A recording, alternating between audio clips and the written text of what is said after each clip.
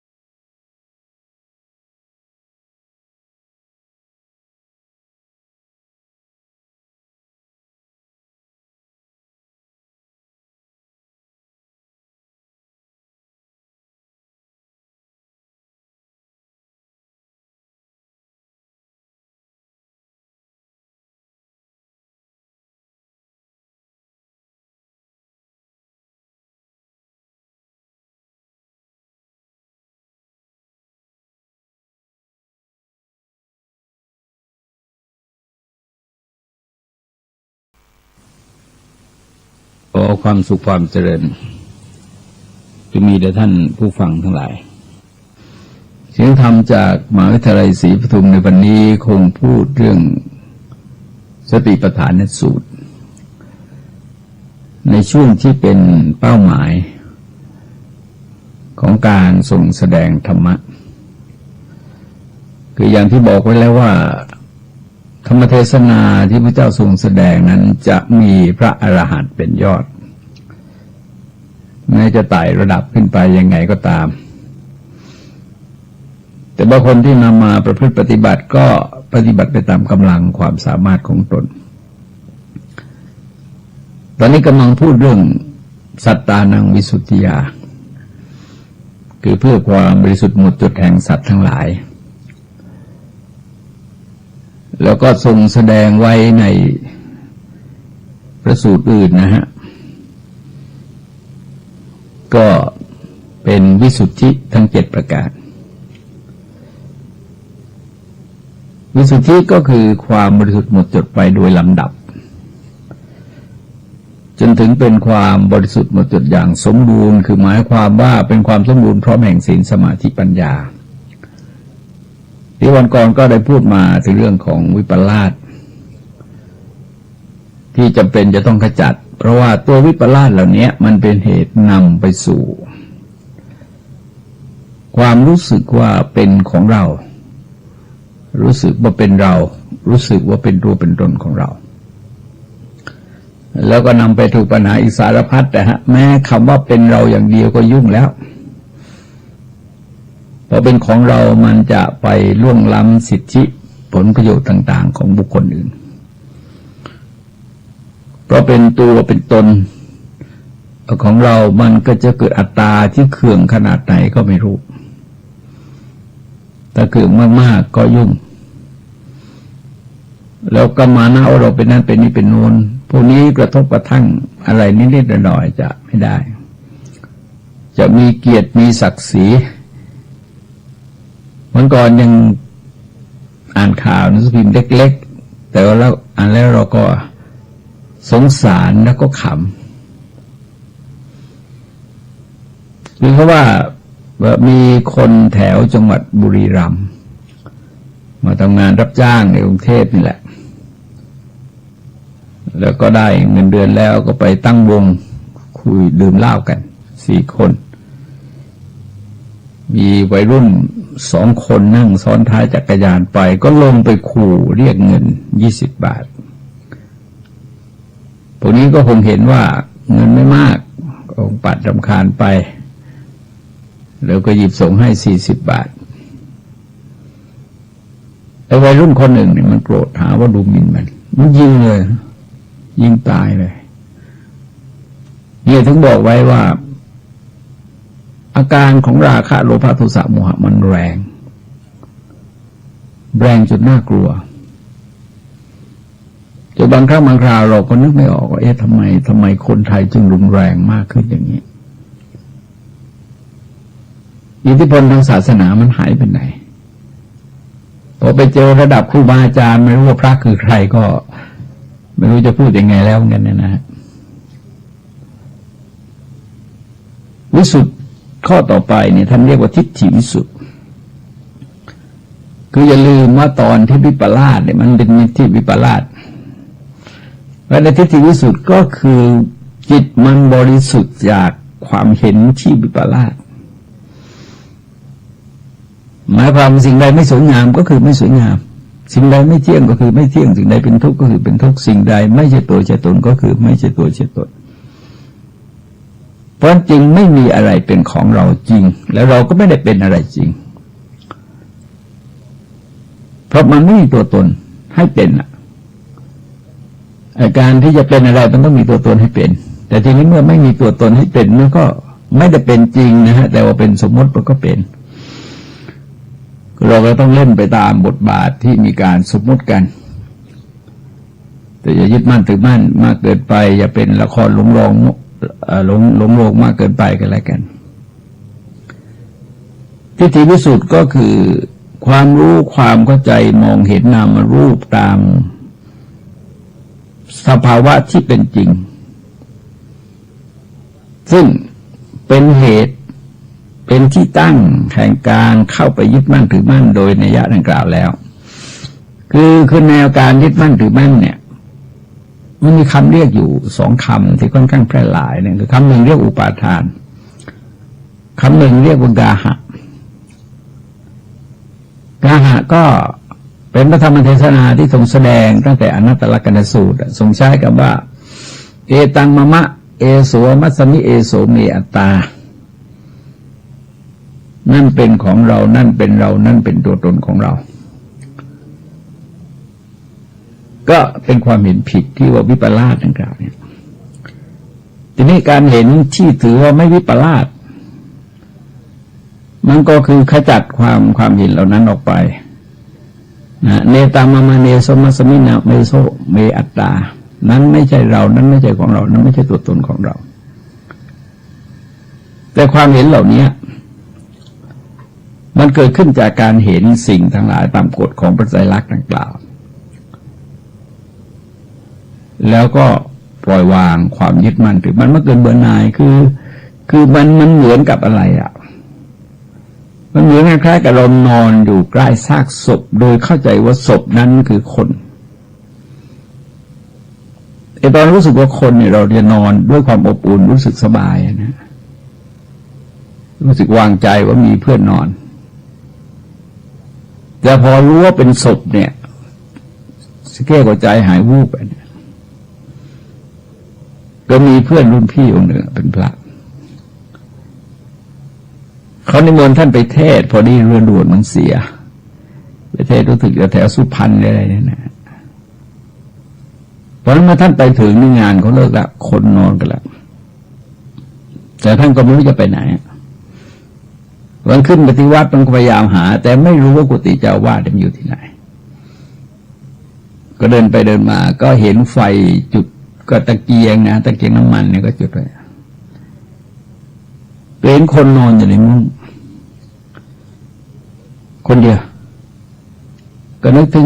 เราก็นอนหาเสื่อนอนตรงเนี้ยเห็นก็มีเสื่อก็ลากมาแต่ก็นอนพอใกล้รุ่งประมาณตี 5นี่คนมาส่งเสียงคุยก็คิดที่จะเอาคนในมุ้งเนี่ยฮะไปอาบน้ำไปบรรจุโลง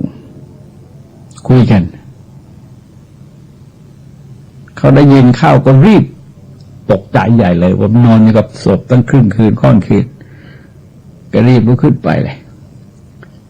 ไอ้นี่คือสังขารที่เราหลงยึดติดเนี่ยเพราะเราคิดว่ามันเป็นจริงพอทิฏฐิมันบริสุทธิ์ขึ้นเนี่ยจะเข้าใจว่ามันไม่ใช่จริงแล้วก็จะขจัดความเข้าใจผิดความหลงผิดเหล่านั้นออกไปได้ก็ดำรงอยู่ในภูมิของความไม่หลงผิด พอเข้าถึงจุดหนึ่งเนี่ยเขาเรียกว่าอยู่เนี่ยมันอยู่ในจุดของกำหนดรู้อริยสัจกำหนดรู้ทุกขสัจตามความเป็นจริงว่าขันธ์ห้าไม่เที่ยงเป็นทุกข์เป็นอนัตตาแต่ว่าภายในใจมนุษย์เนี่ยมันอาจจะวิ่งตรงนี้ไม่เที่ยงเป็นทุกข์เป็นอนัตตาแต่ต่อไปนี่มันอาจจะเที่ยงเป็นทุกข์เป็นอนัตตาก็ได้หรือว่าเหนือขึ้นไปกว่านั้นเช่นว่าเราเป็นของไม่เที่ยงเป็นทุกข์เป็นอนัตตาแต่ว่าพระเจ้านี่เที่ยงเป็นทุกข์เป็นสุขเป็นอนัตตามันก็แล้วแต่คิดพรหมเที่ยงเป็นสุขเป็นอนัตตาก็ว่ากันไปก็ยังเป็นลัทธิศาสนาต่างๆเนี่ยพอจิตมันไปวิ่งคือเอาแหละบางทีก็ยอมรับตัวเองแต่ว่าก็เนี่ยเวลาอธิบายพระผู้เป็นเจ้าสร้างมนุษย์เนี่ยคือเห็นว่าพระเจ้านั้นนิรันดร์นะก็เรียกว่าอนาธิไม่มีเบื้องต้นอนันตะไม่มีที่สุดนิยตะเที่ยงแท้ยั่งยืนไม่แปรผันแต่เราซึ่งเป็นฉายาของท่านไม่เที่ยงแล้วก็ต้องตายนะฮะคือหมายความว่ามีเบื้องต้นแล้วก็มีเบื้องปลายเบื้องปลายไปไหนล่ะไปอยู่รวมหรืออยู่ร่วมกับพระผู้เป็นเจ้าพวกนี้จะพูดง่ายเข้าใจง่ายแล้วก็คนก็ชอบเพราะรู้สึกสบายดีวันก่อนมีนิสิตจากปริญญาโทมหาวิทยาลัยมาจุฬาลงกรณราชวิทยาลัยเข้ามาสัมภาษณ์มาในประเด็นของพระศรีอริยเมตไตรก็มีอยู่รู้สึกว่า 5-6 ประเด็นเนี่ยนะฮะก็อธิบายกันชั่วโมงหนึ่งก็เราจะเห็นว่าเป็นความเชื่อของคนที่สบายๆนะคือต้องการความสบายๆไม่ต้องทำมาหากินอะไรอยากได้อะไรก็อธิษฐานเอาจะพ้นการละประพฤติแล้วก็ได้ตามที่ต้องการคิดเพลินนะฮะทีนี้เมื่อมนุษย์เนี่ยมันพอเกิดกิเลสเราจะลองสังเกตว่าเกิดราคะเกิดโลภะเกิดโทสะเกิดโมหะสติปัญญามันจะดับไม่ว่าราคะโลภะโทสะโมหะสติปัญญามันจะดับไปแล้วแกจะมองเฉพาะเรื่องที่แกจะได้ไม่มองถึงปัญหาอุปสรรคอันตรายที่จะเกิดขึ้นต่อจากนั้นคืออะไรเนี่ยไม่ได้คิดเป็นธรรมชาติของสิ่งมีชีวิตทั้งหลายเพราะฉะนั้นเราเข้าใจว่าการดักสัตว์เนี่ยมันก็คือล่อให้โลภสัตว์อย่างขนาดพระโพธิสัตว์เป็นนกยูงจับยากมาก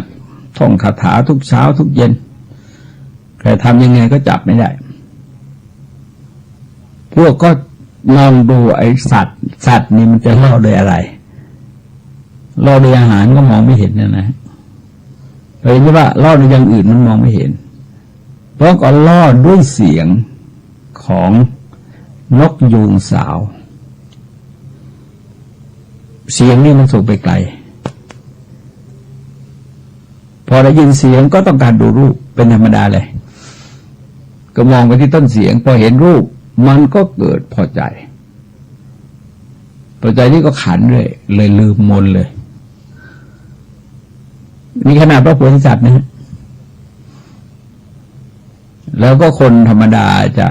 จะลำบากขนาดไหนขนาดพระโพธิสัตว์ยังตั้งหลักไม่ได้เลยเพราะถูกยั่วด้วยรูปด้วยเสียงก่อนแล้วก็ด้วยรูปแล้วในสุดก็บินมาหาก็ติดกับจับได้ว่าโลกมันก็เป็นอย่างเงี้ยเพราะว่าใจไปตกอยู่ภายใต้ของกิเลสคืออย่างที่บอกว่าข้อแม้แต่เพียงข้อเดียวเนี่ยเราก็พูดยากแล้ว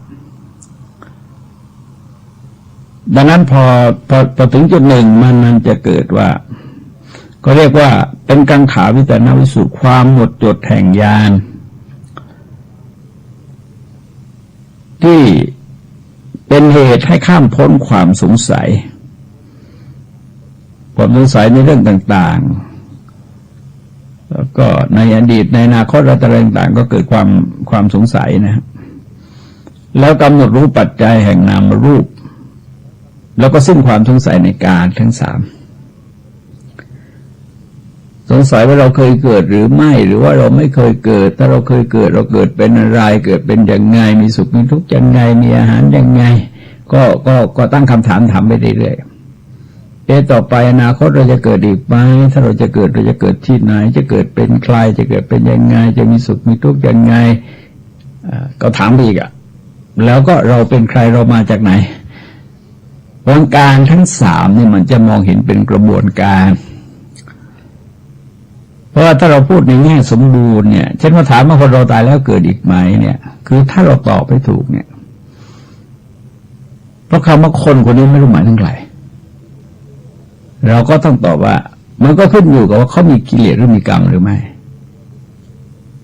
ใครไม่ต้องไปรู้แต่ว่าสำคัญไหนเงื่อนไขให้เกิดเนี่ย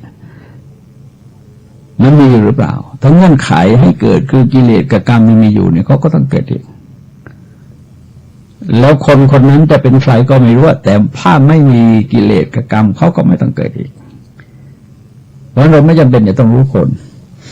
เพราะว่าเรามองเห็นเป็นกระบวนการของเหตุปัจจัยแต่เมื่อก่อนเรามองเป็นคนเราในอดีตก็เรานะอนาคตก็เราปัจจุบันนี้ก็เราอย่างที่บอกว่าเราในแง่สมมติมันก็ฟังได้แต่ว่าจริงเรานี่มันไม่มีเราไม่มีเรามาแต่ต้นแต่ต้นเราเป็นผลมาจากเหตุปัจจัยเราคือผลเพราะการเกิดจะเป็นทุกข์ทุกข์ก็เป็นผลมาจากสมุทัยเพราะฉะนั้นเราก็เป็นผลมาจากกิเลสกับกรรมที่สร้างขึ้นมาก็ถึงจุดนี้ก็จะมองเห็นตามกระบวนการของปัจจัยการนะฮะของปัจจัยการที่กำหนดเป็นคล้ายๆกับโซ่ปฏิกิริยาลูกโซ่คือต่อกันไปเป็นแถวแล้วก็ตรงนี้ท่านเรียกว่าเป็นตรงกับคำว่าคัมมทิฏฐิญาณหรือยถาภูตญาณหรือสัมมาทัสสนะเป็นการกำหนดตัวเหตุคือตัวสมุทัยสัตว์จิตมันจะกำหนดที่ตัวสมุทัยสัตว์ต่อจากนั้นมันจะเกิดเขาเรียกว่ามัคคญาณทัสสนวิสุทธิ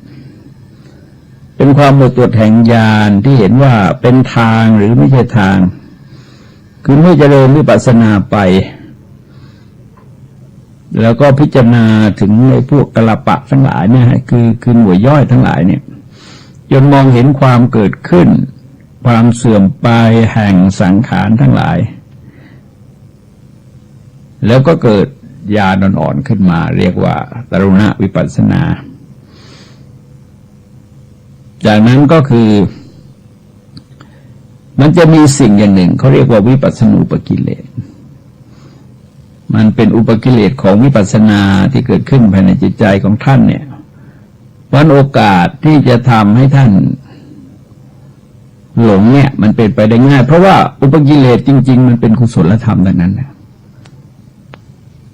ลักษณะของอุปกิเลสมันคล้ายๆกับอย่างเงี้ยคล้ายๆกับว่าเราเรียนมาถึงปริญญาปี 3แล้วปี 3ที่จริงเนี่ยเป็นสิ่งที่เราต้องการมันดีแต่เราจบล่ะเราต้องขึ้นปี 4เราก็ยังพอใจปี 3อยู่เพราะปี 3เลยกลายเป็นอุปสรรคทั้งที่จริงๆมันดีอ่ะ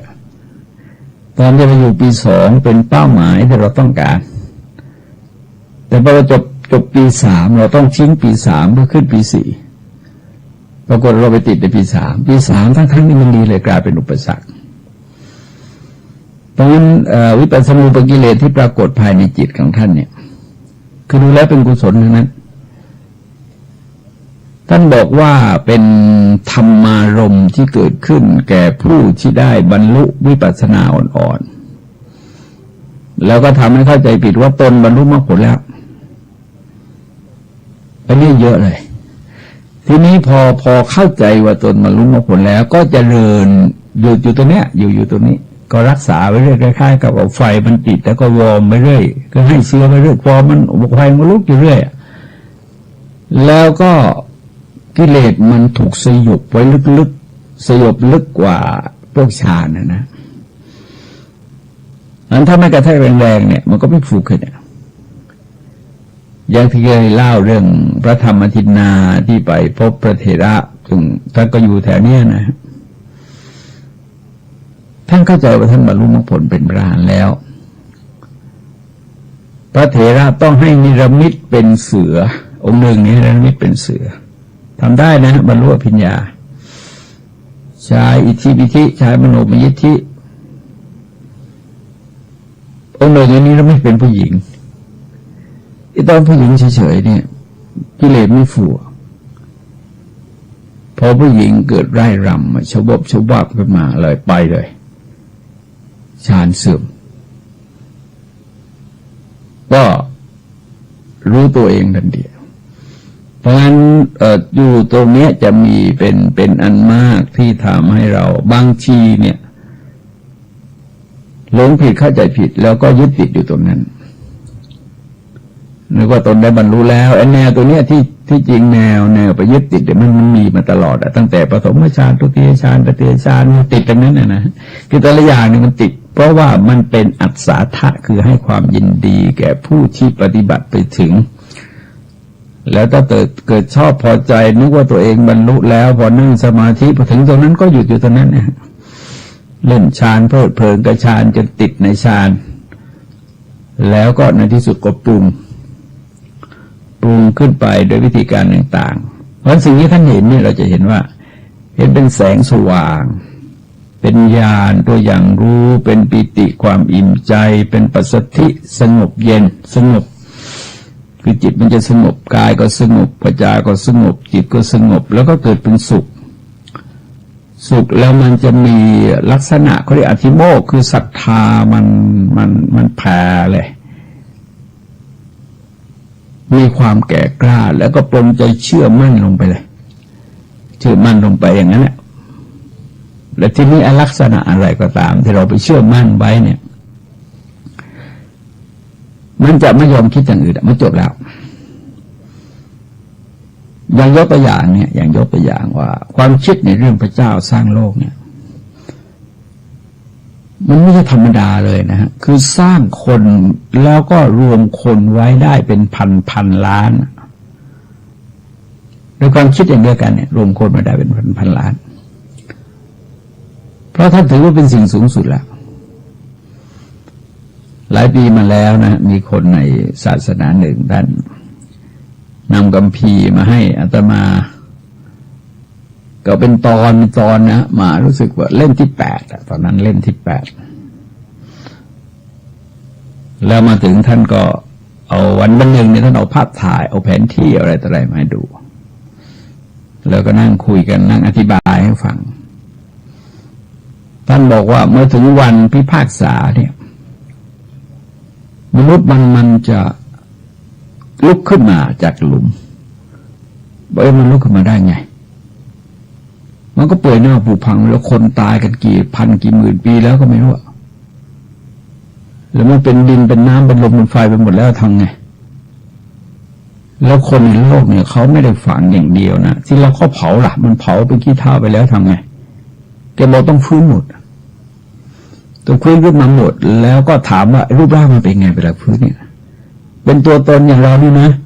กินพื้นที่ได้อย่างเงี้ยมีเนื้อหนังเนี่ยประกอบด้วยธาตุดินน้ำลมไฟอากาศอย่างเงี้ยแกบอกเป็นอย่างเงี้ยแล้วก็มาประชุมกันในที่นี้ท่านก็ชี้แผนเทศออกมาประชุมกันตรงนี้แล้วพระผู้เป็นเจ้าก็จะพิจารณาตัดสินบอกคุณต้องคิดนะว่าคนในโลกที่เกิดขึ้นแล้วก็ตายไปสมมุติว่ารอคำพิพากษาอยู่ไม่ต้องเกิดอีกนะฮะแต่ก็เราจะเห็นว่าประชากรมันเพิ่มไปเรื่อยๆแล้วก็คนตายก็เพิ่มไปเรื่อยๆเท่าคนเกิดนั่นแหละมันมหาศาลมากนะถ้าลุกขึ้นมาในโลกเนี่ย ยังนึกว่าที่เหยียบเท้าของคนเหล่านั้นมันจะมีหรือเปล่าไม่ต้องเลยนะมันก็เหยียบกันตายหมดอ่ะทีนี้พระเจ้าจะพิพากษายังไงเพราะว่ามันเยอะมากมายมันไม่รู้จะพิพากษายังไงเกี่ยวตั้งปัญหาถามหลายประเด็นนะแกก็ร่ำแกมก็ตอบไปก็ว่าไปเลยเราก็ไม่ได้ขัดข้ออะไรแต่เราตั้งข้อสังเกตเฉยๆนี่เป็นลักษณะอะไรคือลักษณะของใจที่มันดิ่งลงไปอ่ะมันตรงไปใจเชื่อไปอย่างนั้นแล้วไม่ขยับเพราะลักษณะของศรัทธากับราคะกับโลภะเนี่ยมันแนวใกล้ๆกันจริงๆมันอยู่คนละด้านนะฮะคือศรัทธาเนี่ยศรัทธานี่มันเป็นกุศลแต่เราจะต้องศรัทธาจะต้องกำกับด้วยปัญญาถ้าเธอไม่กำกับด้วยปัญญาประเดี๋ยวจะแกว่งเพราะฉะนั้นอย่าลืมว่าบางทีพระอาจารย์เนี่ยลูกศิษย์บางคนไปรู้สึกประคองตัวเองเป็นสมบัติส่วนตัวของตัวเอง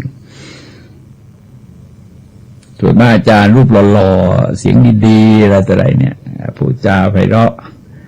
คนก็ติดอ่ะแต่ว่าจะติดแบบดารานะแล้วก็แยกไม่ออกว่าไอ้นี่คือราคะหรือศรัทธา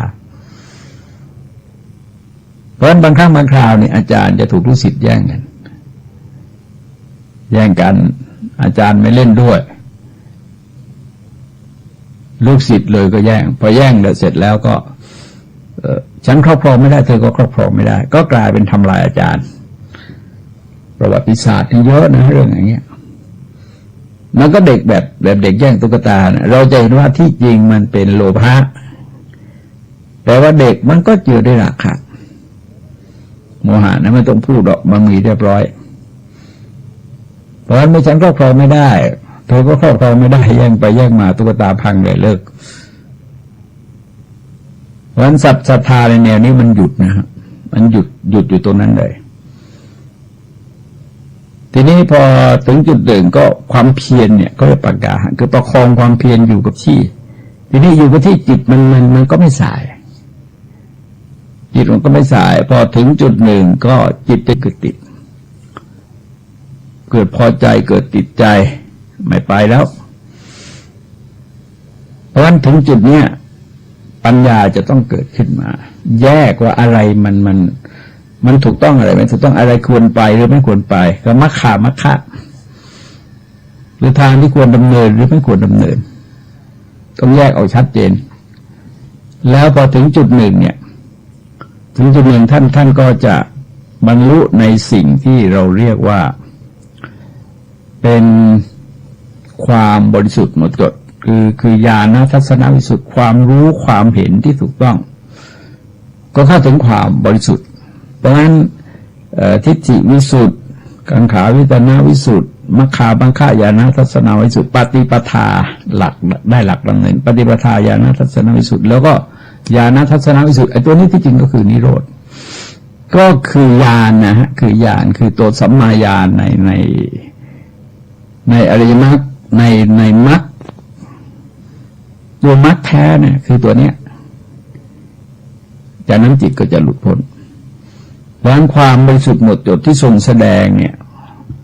มันก็แสดงมุ่งไปสู่ผลสูงสุดคือมรรคผลนิพพานนะแต่ว่าเป็นพระธรรมเทศนาที่น่าสังเกตอย่างหนึ่งว่ามหาสติปัฏฐานเป็นพระสูตรเดียวเท่าที่เจอนะฮะเท่าที่เจอทรงสรุปไว้ในตอนปลายสำหรับคนที่ปฏิบัติอย่างต่อเนื่องในสติปัฏฐานทั้งสี่นี่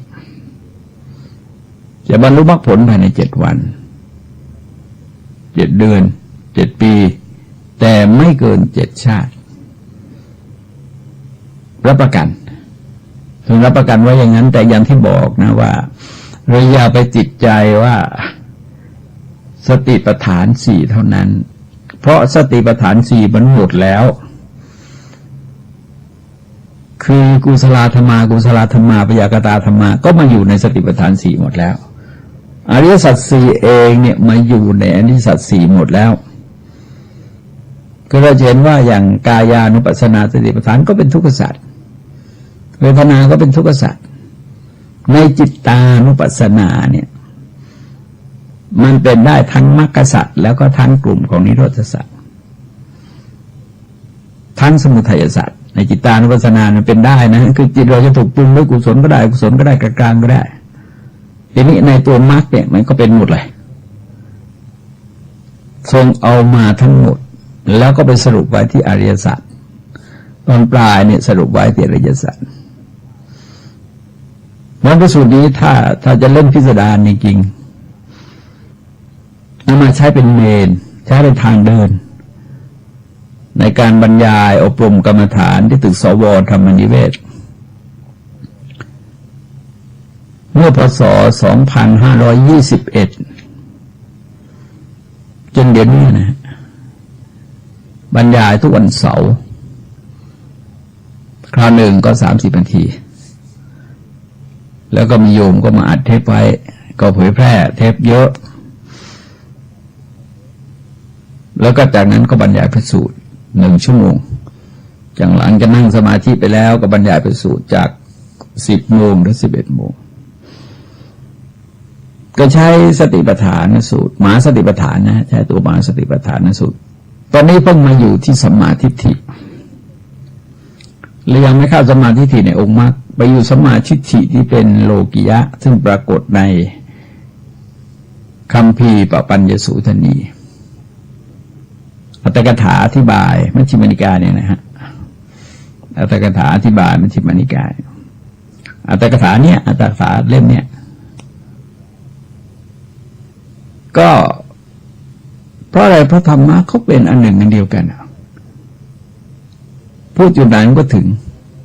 เพราะฉะนั้นท่านจะเห็นว่าเวลาบรรยายพระสูตรนี้ก็ไม่เดินไปเฉพาะที่พระสูตร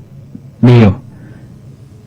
แต่ก็ไปเชื่อมโยงกับพระสูตรอื่นอันนี้เราจะพบว่าเจอไปหลายสูตรแล้วเนี่ยคือเป็นหนึ่งพระสูตรอื่นเข้ามาอย่างมาได้เรียงพระสุตตันตปิฎกสังยุตตนิกายคือตัวพระสูตรที่เราเห็นในเล่มเนี่ยมันมีประมาณ60 พระสูตรแต่เนื้อหาองค์ธรรมที่ปรากฏในตรงเนี้ยมันมี700 กว่าสูตรคือเราเอาพระพุ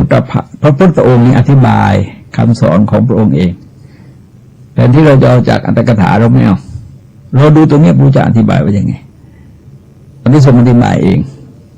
อย่างที่เคยยกนะว่าที่จริงเนี่ยทั้งหมดพระพุทธเจ้าทรงอธิบายเองอยู่แล้วแต่ว่ามีข้อแม้ว่าเราต้องไปหาดูว่าตรงนี้ทรงอธิบายไปยังไงจะยกตัวอย่างอนัตตาที่พูดไว้ในวันก่อนอนัตตาเนี่ยมันมี4 ความหมาย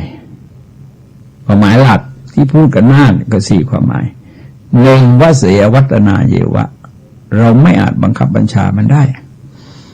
เราไม่อาจจะสั่งการอย่าแก่นะอย่าเจ็บนะอย่าตายนะผมยังงอกนะฟันอย่าหักนะนี่เราสั่งเขาไม่ได้มันก็อยู่ในอนัตตลักษณสูตรอยู่ในจุลสัจจสูตรทีนี้ตรงมันข้ามกับอัตตาตัวตนมันก็อยู่ในจุลสัจจสูตรด้วยนะฮะจุลสัจจสูตรด้วยแล้วก็สูตรอื่นด้วยก็หลายสูตรอนัตตสูตรก็ด้วยแล้วก็เป็นของศูนย์ก็อยู่ใน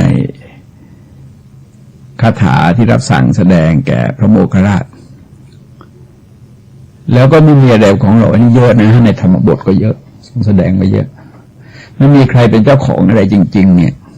แสดงเยอะบางก็เวลาทรงสอนคนเนี่ยทรงดูว่าคนนี้จะสามารถเข้าใจโดยนัยยะใด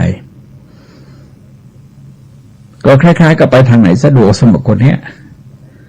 ก็นำก็ไปทางนั้นนะแล้วคนแต่ละคนเนี่ยก็พบกันเองเมื่อถึงจุดหมายปลายทางธรรมเทศนาเหล่านี้ในภาคของการปฏิบัติเราเห็นว่าในวิสุทธิทั้ง7เนี่ยพอมาถึงตอนของปฏิปทาญาณทัศนพอมาถึงมัคคญาณทัศนวิสุทธิเนี่ยมันก็จะเกิดสิ่งที่เราเรียกว่าวิปัสสนูปกิเลสแต่ในขณะที่เป็นปฏิปทาญาณทัศนวิสุทธิคือความ บริสุทธิ์หมดจดแห่งญาณอันรู้เห็นทางดำเนินนะคือได้หลักเป็นความเพียรพยายามในวิปัสสนาญาณอันเริ่มดูความเกิดดับของนามรูปตัวเนี้ยที่เราพูดอริยญาณ16เนี่ยพูดถึงญาณ16ที่เราพูดกันแต่ว่าตามปกติญาณ16อย่างในสำนักวัดมหาธาตุเนี่ยเขาจะสอนคนที่ปฏิบัติสมาธิแล้วเขาก็อะไรเรียกสอบอารมณ์อะไรเขาเรียบร้อยแล้วก็ปิดประตูสอนกันเลยนะฮะในหมู่คนที่รู้เรื่องเหล่านี้คือเคยผ่านการฝึกปรืออบรมมาเพราะว่าจริงๆแล้วเนี่ยมันไม่ใช่เรื่องอธิบายเพียงแต่อธิบายเราก็เห็นไม่ได้อะมันเป็นเรื่องเราต้องเห็นเอง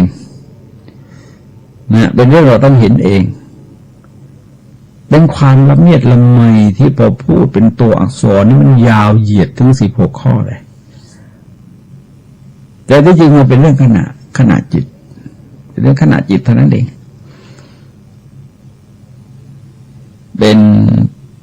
ป็นผลทางจิตที่คนซึ่งรู้เห็นเท่านั้นจะรู้ว่าไอ้นี้อาการมันเป็นยังไง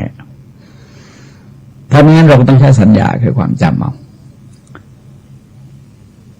เพราะว่าโอกาสที่เราจะสัมผัสตรงบรรลุญาณที่ว่าเนี่ยไม่ใช่เรื่องง่ายนะไม่ใช่เรื่องง่ายแต่ละข้อแม้แต่เนี่ย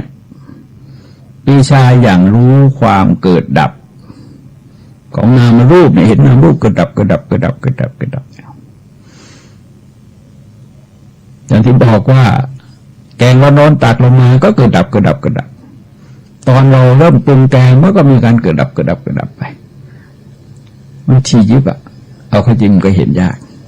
แต่สรุปแล้วเนี่ยเราจะพบว่าถ้าพระพุทธเจ้าทรงแสดงเองจะไม่ให้วิจิตรพิสดารอย่างนั้น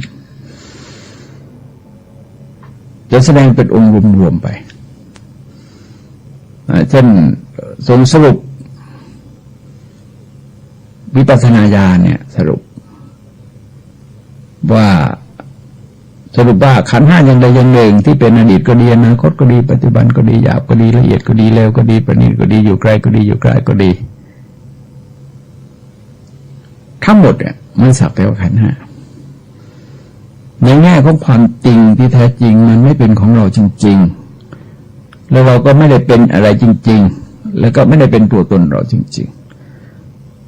พอเห็นเข้ามันจะเกิดเบื่อหน่ายในรูปเวทนาสัญญาสังขารพอเบื่อหน่ายก็จะคลายกำหนัดพอคลายกำหนัดจิตก็พอที่นี่คลายกำหนัดเลยจริงๆกำหนัดจิตมันเยอะนะฮะคือแต่ละอย่างมันเยอะเลยถามทำไมไม่ส่งแสดงก็แสดงก็ไม่เห็นนะคือหมายความว่าท่านที่รู้เห็นแล้วจึงจะสัมผัสได้ด้วยตัวเองเราลองนึกดูไม่ง่ายเนี่ยว่าเราพูดถึงองค์ประกอบของยาสัดส่วนของยาเม็ดหนึ่งเนี่ยส่วนประกอบมันเยอะเลยส่วนปรุงมันเยอะเลยแล้วพูดถึงคุณค่าของความเป็นยาของตัวเครื่องปรุงแต่ละตัวอีกว่ากันเป็นหน้ากระดาษเลยแต่ที่จริงเนี่ยเราไม่รู้เลยแต่เรากินหายเหมือนกันเนี่ยหายโรคเหมือนกันหมอบอกว่ายาเนี่ยแก้ปวดหัวเดี๋ยวแล้วเสร็จแล้วหมอก็อธิบายคนหนึ่งละเอียดจิ๊บเลยเราไม่ต้องอธิบายเราปวดหัวเรากินเลยก็ตั้งคนต้องหายโรคตรงนี้สำคัญอย่างยิ่งก็คือว่าพยายามเดินไปคือขัดเกลาจิตไปจนมาถึงจุดหนึ่งก็เรียกว่าจิตมันค่อยๆไอ้กิเลสมันค่อยๆจางไปเรื่อยๆนะฮะค่อยจางค่อยคลายก็บรรเทาลงไปเรื่อยๆแล้วก็จะเห็นสมมติอันเนี้ยสมมติว่าอุทยัพยานุปัสสนาญาณเนี่ยอันนี้ก็เข้าวิปัสสนาญาณ9แล้วก็เดินไปจนถึงโน่นน่ะไปจุดถึงญาณ16ไปถึงญาณข้อที่16ก็บรรลุมรรคผลไปแล้วก็เป็นรายละเอียดภายในจิตที่ปรากฏภายในจิตแต่ว่าตัวผลนี่มันจะออกมาเหมือนกันคือญาณทัศนวิสุทธิ์คือปรีชาญาณอย่างรู้ แล้วก็เห็นคือต้องรู้ต้องเห็นทั้งรู้ทั้งเห็นนั้นเป็นการรู้เห็นด้วยญาณด้วยปัญญาทั้งนั้นไม่ใช่ว่าเห็นด้วยตาเนื้อนะฮะเป็นการรู้เห็นด้วยปัญญาทั้งนั้นทีนี้การตัดสินว่ารู้เห็นมันก็คือการดับของพวกกิเลสเพราะพวกนี้พวกตัววิชาหรือตัวปัญญาตัวญาณตัววิชาตัวปัญญาตัวแสงสว่างก็เหมือนกับที่ทรงแสดงแก่พระปัญญาเคียนะจักขุอุดาปดิญาณอุดาปดิปัญญาอุดาปดิวิชาอุดาปดิโลโกเนี่ยจักขุญาณปัญญาวิชาแสงสว่างเนี่ยคำเหล่านี้ทรงแสดงในรูปไวยพจน์แต่ตัวนี้ไม่ทรงใช้คำเดียวคำว่าญาณทัศนวิสุทธิ์แต่ว่าผลคือดับอวิชชาพอก็เกิดก็ทำหน้าที่ดับอวิชชาเหมือนกันเพราะฉะนั้นชื่อเนี่ยก็แล้วแต่จะใช้เรียก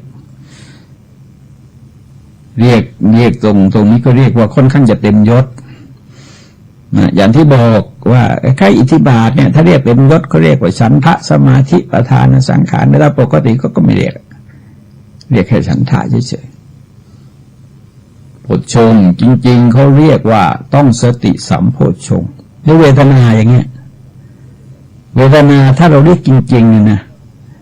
เรียกว่าความเสวยอารมณ์เพราะเกิดขึ้นจากจักขุสัมผัสเป็นปัจจัยแม้อันใดสุขก็ตามทุกข์ก็ตามไม่ทุกข์ไม่สุขก็ตามไอ้นี่เรียกว่าเวทนาถ้าเรียกอย่างนั้นแล้วก็ยุ่งนะฮะคนเลยก็ไม่เข้าใจผลก็เอากันง่ายๆเวทนาตอนต้นเราก็พูดแต่ว่าสุขกับทุกข์เท่านั้นเองไม่ต้องพูดเรื่องอื่นหรอกเพราะอย่าลืมเวทนาก็เป็นทุกขสัตว์เมื่อเป็นทุกขสัตว์เวทนาก็เกิดขึ้นมาจากเหตุปัจจัย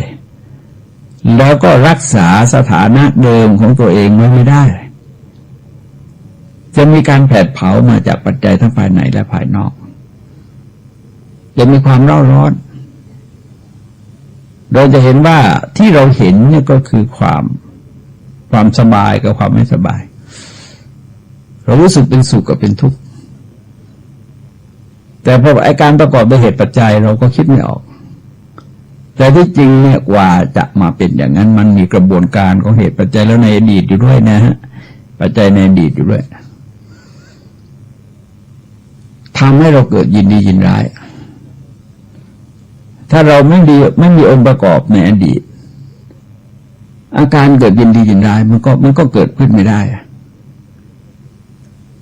มันก็คล้ายๆกับคนที่เราพบเห็นครั้งแรกเนี่ยเราไม่รู้จักมันไม่เกิดชอบหรือไม่ชอบแต่มันอาจจะรู้สึกนิดๆนะฮะอาจจะได้ในกรณีที่มันเป็นปุเพสันนิวาสเคยอยู่ร่วมกันมาในการก่อนด้วยความเป็นมิตรด้วยความเป็นศัตรูพบครั้งแรกอาจจะรู้สึกอย่างนั้นได้แต่ต้องมีภูมิหลังของมันไม่ใช่ว่านิ่งๆไปรู้สึกอย่างนั้นได้คนบางคนเคยอยู่ร่วมกันโดยมาด้วยความเป็นมิตรในชาติก่อนพบก่อนทีนี้ถ้ามันซึ้งมากมันดื่มด่ำอยู่มากเนี่ยแล้วก็พบชาติไม่ห่างบางทีเห็นปั๊บรักปุ๊บเลยเห็นปั๊บเกลียดปุ๊บเลยอันนี้มีได้นะฮะโดยไม่จำเป็นจะต้องรู้จักเขาเรียกว่าปุเพสันนิวาสอยู่ร่วมกันมาโดยความเป็นมิตรหรือด้วยความเป็นศัตรูก็ตามมันก็เก็บไว้ภายในใจเพราะการที่เราเห็นปั๊บเราเกิดชอบไม่ชอบแล้วก็มีสุขมีทุกข์เนี่ยที่จริงมันเรื่องเอาอดีตมาปรุงที่ปัจจุบันเราก็กำหนดเราเองให้สุขก็ได้ทุกข์ก็ได้ก็แล้วแต่แต่จริงๆเราเฉยๆก็ได้เรื่องมันผ่านไปแล้วแต่ตามปกติใจไม่ยอมเฉยไม่ยอมเฉยมันก็เกิดกำหนดอารมณ์แล้วก็กลายเป็นสุขเป็นทุกข์ขึ้นนั้นเราเห็นว่าตัวญาณตัวเนี้ยอุทยพยานุปัสสนาญาณเนี่ยมันจะเป็นญาณตามเห็นความเกิดและความดับคือพิจารณาความเกิดขึ้นความดับไปแห่งขันธ์ทั้งห้าจนเห็นชัดว่าสิ่งทั้งหลายเกิดขึ้นครั้งแล้วก็ตั้งอยู่แล้วครั้งแล้วก็ดับไปแล้วเกิดขึ้นเกิดดับเกิดดับเกิดดับแล้วก็ดับอันนี้คือแต่ละอย่างนี่ที่จริงมันเป็นญาณคนละข้อละเกิดขึ้นตั้งอยู่ดับไปชุดหนึ่งเกิดขึ้นเกิดดับอีกชุดหนึ่ง เกิดดับก็อีกอย่างหนึ่งเลยก็ย่อยไปเรื่อยๆเลยจนว่าพังคานุปัสสนาญาณนั้นตามเห็นความสลายคือเมื่อเห็นความเกิดดับฉะนั้นแล้วคำนึงเด่นชัดในส่วนความดับอันเป็นจุดจบสิ้นคล้ายๆกับน้ำตกจากภูเขาดับเลยมีแต่ไหลลงเลยเพราะแนวตัวนี้เราจะเห็นว่าในวิปัสสนากรรมฐานในวิปัสสนาไม่ใช่ในสติปัฏฐานสูตรเนี่ยจะทรงอธิบายไว้เป็นตอนปลายเนี่ยนี่ก็ยกมาให้เป็นตัวอย่างท่านฟังทั้งหลายเสียงธรรมจากมหาวิทยาลัยศรีปทุมในวันนี้ขอยุติไว้ด้วยเวลาเพียงเท่านี้ที่สุดนี้ขอความเจริญงอกงามไพบูรย์ในธรรมจงมีแด่ท่านผู้ฟังทั้งหลายโดยทั่วกันสวัสดี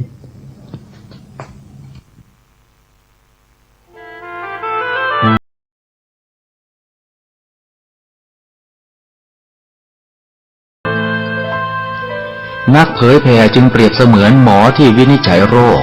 แล้วค่อยๆทดลองยาเมื่อเห็นว่าให้ยาถูกโรคก็คอยดูแลไม่ให้เกิดโรคแทรกซ้อนตามขึ้นมาอีก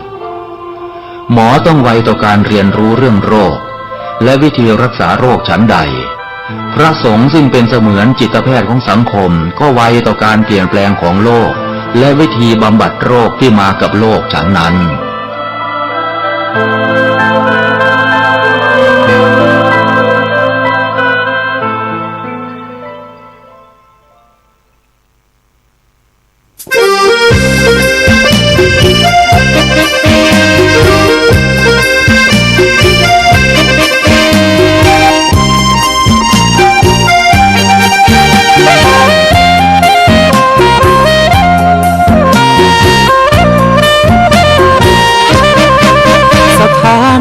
พระพุทธศาสนาฝากเสียงลอยมาบอกบรรดาญาติโย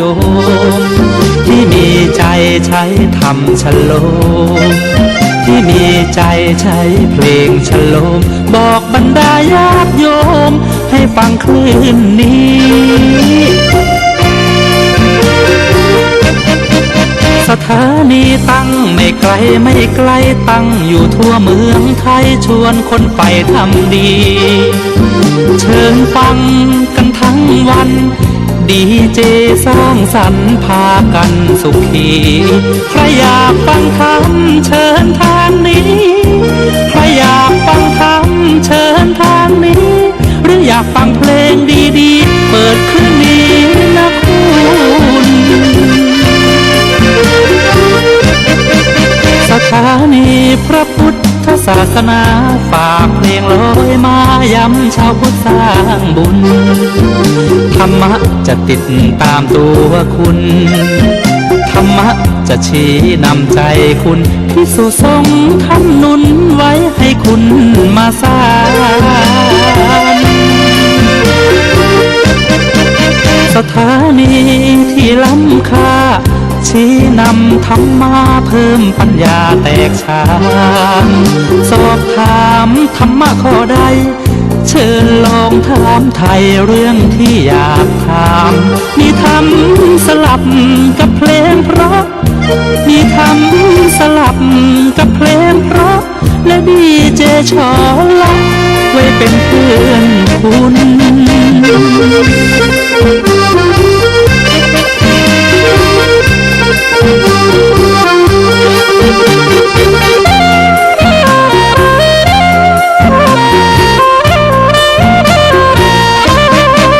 สถานีที่ล้ำค่าชี้นำธรรมะเพิ่มปัญญาแตกฉานสอบถามธรรมะข้อใดเชิญลองถามไทยเรื่องที่อยากถามมีธรรมสลับกับเพลงเพราะมีธรรมสลับกับเพลงเพราะและดีเจชอละไว้เป็นเพื่อนคุณ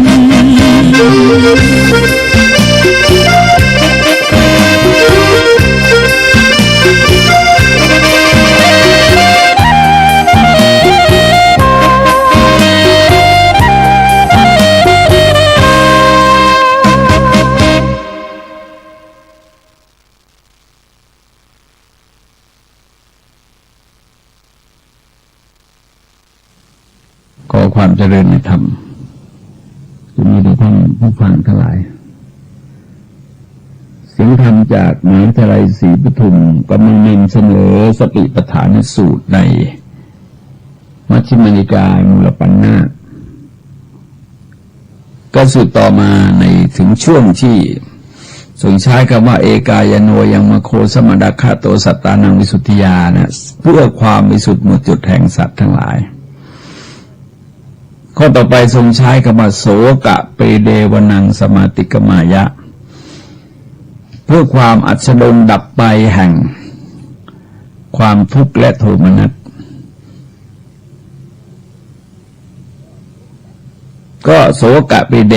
ไปเทวะความโศกก่อนนะความโศกความคร่ำครวญรำไรรำพันและความดับแห่งทุกข์และโทมนัสเพิ่งสังเกตว่าตรงนี้เป็นเรื่องของทุกขสัจก็หมายความว่าสัตตานังวิสุทธิยาเนี่ยเป็นตัวเหตุเนี่ยเป็นมรรคสัจตัวผลนี่เป็นนิโรธสัจก็แสดงว่าเมื่อกลุ่มโน้นเขาเกิดกลุ่มกุศลก็เกิดกลุ่มนี้ก็ต้องดับก็บอกหรือไม่บอกมันก็ดับจะทรงแสดงให้เห็นเพราะว่าจริงๆแล้วเนี่ยคนไม่ชอบตรงเนี้ยคนไม่ชอบตรงนั้นโศกก็ไม่ชอบความคร่ำครวญก็ไม่ชอบความทุกข์ก็ไม่ชอบความโทมนัสก็ไม่ชอบตรงนี้เป็นทุกข์แต่ว่าตัวโทมนัสในที่นี้บางนัยยะจะหมายถึงเป็นตัวแทนของโทสะด้วยนะเราให้เราลองสังเกตนะฮะที่โทมนัสแต่มันเกิดแต่เราไม่ชอบเลยเกิดโทมนัสมันอยู่ในจุดที่เรียกว่ามันทำอะไรไม่ได้ค้านมากทำอะไรไม่ได้เสียใจมากจนกลายเป็นโกรธเสียใจมากเนี่ยจนทุกข์ความก็เรียกว่าโศกะปริเทวะทุกข์แล้วก็โทมนัสทุกข์ก็หมายถึงทุกข์กายและทุกข์ใจแต่เน้นไปที่ทุกข์ใจนะฮะเน้นไปที่ทุกข์ใจแต่โทมนัสนั้นเน้นไปทั้งที่ในฐานะที่เป็นทุกข์ด้วยและในฐานะที่เป็นสมุทัยด้วยตอนนี้เราคุ้นเราก็สวดทุกขสัจมาตลอดแต่ลองสังเกตว่าพวกนี้ได้อธิบายมาไว้ในสูตรก่อนคือสมาธิทิสูตรว่าโศกะที่แปลว่าความโศกความโศกมันเกิดขึ้นมาจากอะไรเกิดขึ้นมาจากเรารู้สึกว่าเราเป็นคนสูญเสียหรือเป็นผู้สูญเสียหรือมีความสูญเสียการพลัดพรากจากสิ่งจากสัตว์จากคนที่เรารักแล้วก็ปรารถนาได้คืนทีนี้มันได้คืนมาเราก็เกิดความโศกร้องห่มร้องไห้พิริพิไรรำพันไปเรื่อยๆจนถึงจุดหนึ่งก็ปริเทวะคือคร่ำครวญบางทีเล่นเอานานนะฮะไอ้โศกะกับปริเทวะเนี่ยพูดเป็นเล่นแต่บางทีอยู่นานเลยผ่านไปตั้งนานแล้ว10 กว่าปีแล้วพอพูดขึ้นมาร้องไห้ต่อแสดงว่ากัดกร่อนจิตลึกมากไปแบกทุกข์ไว้ก็ถ้าเราปล่อยวางแต่ก็จบแต่เราก็ไม่ปล่อยก็ปัญหาว่าพอแบกไว้มันก็หนักคือขันว่าเราขันเดียวเนี่ยเราก็หนักแล้วทีนี้ตัวนี้เราจะเห็นว่าเราไปแบกขันอื่นมันไม่ใช่ขันเราเช่นคนที่รักมันก็ไม่ใช่เราสิ่งที่รักมันก็ไม่ใช่เราสัตว์ที่เรารักมันก็ไม่ใช่เราแต่เราไปแบกเราขันห้าขันเราก็สะบักสะบอมแล้วก็แบกอันนู้นขันนี่ขันก็ทีละ5 ขัน5 ขันก็แบกกันก็โดยความรู้สึกต้องการอยู่กันตลอดไปนั่นคือปรารถนาด้วยพื้นฐานของความรัก เราสังเกตว่าลักษณะของกามราคะกับโลภะเนี่ยต้องการปรารถนาครอบครองแบบยั่งยืนแต่ก็พูดที่ก็บอกว่าอะไรล่ะเมื่อตอนหนึ่งก็เป็นน้ำผึ้งตอนหนึ่งน้ำผึ้งขมเป็นน้ำผึ้งขมรักไปถึงจุดหนึ่งก็ได้แต่ว่าตอนนั้นน่ะใจมันยังมีรักอยู่อย่าเกิดโศก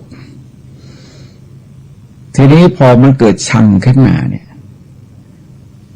ที่จริงอยากให้พลัดพราก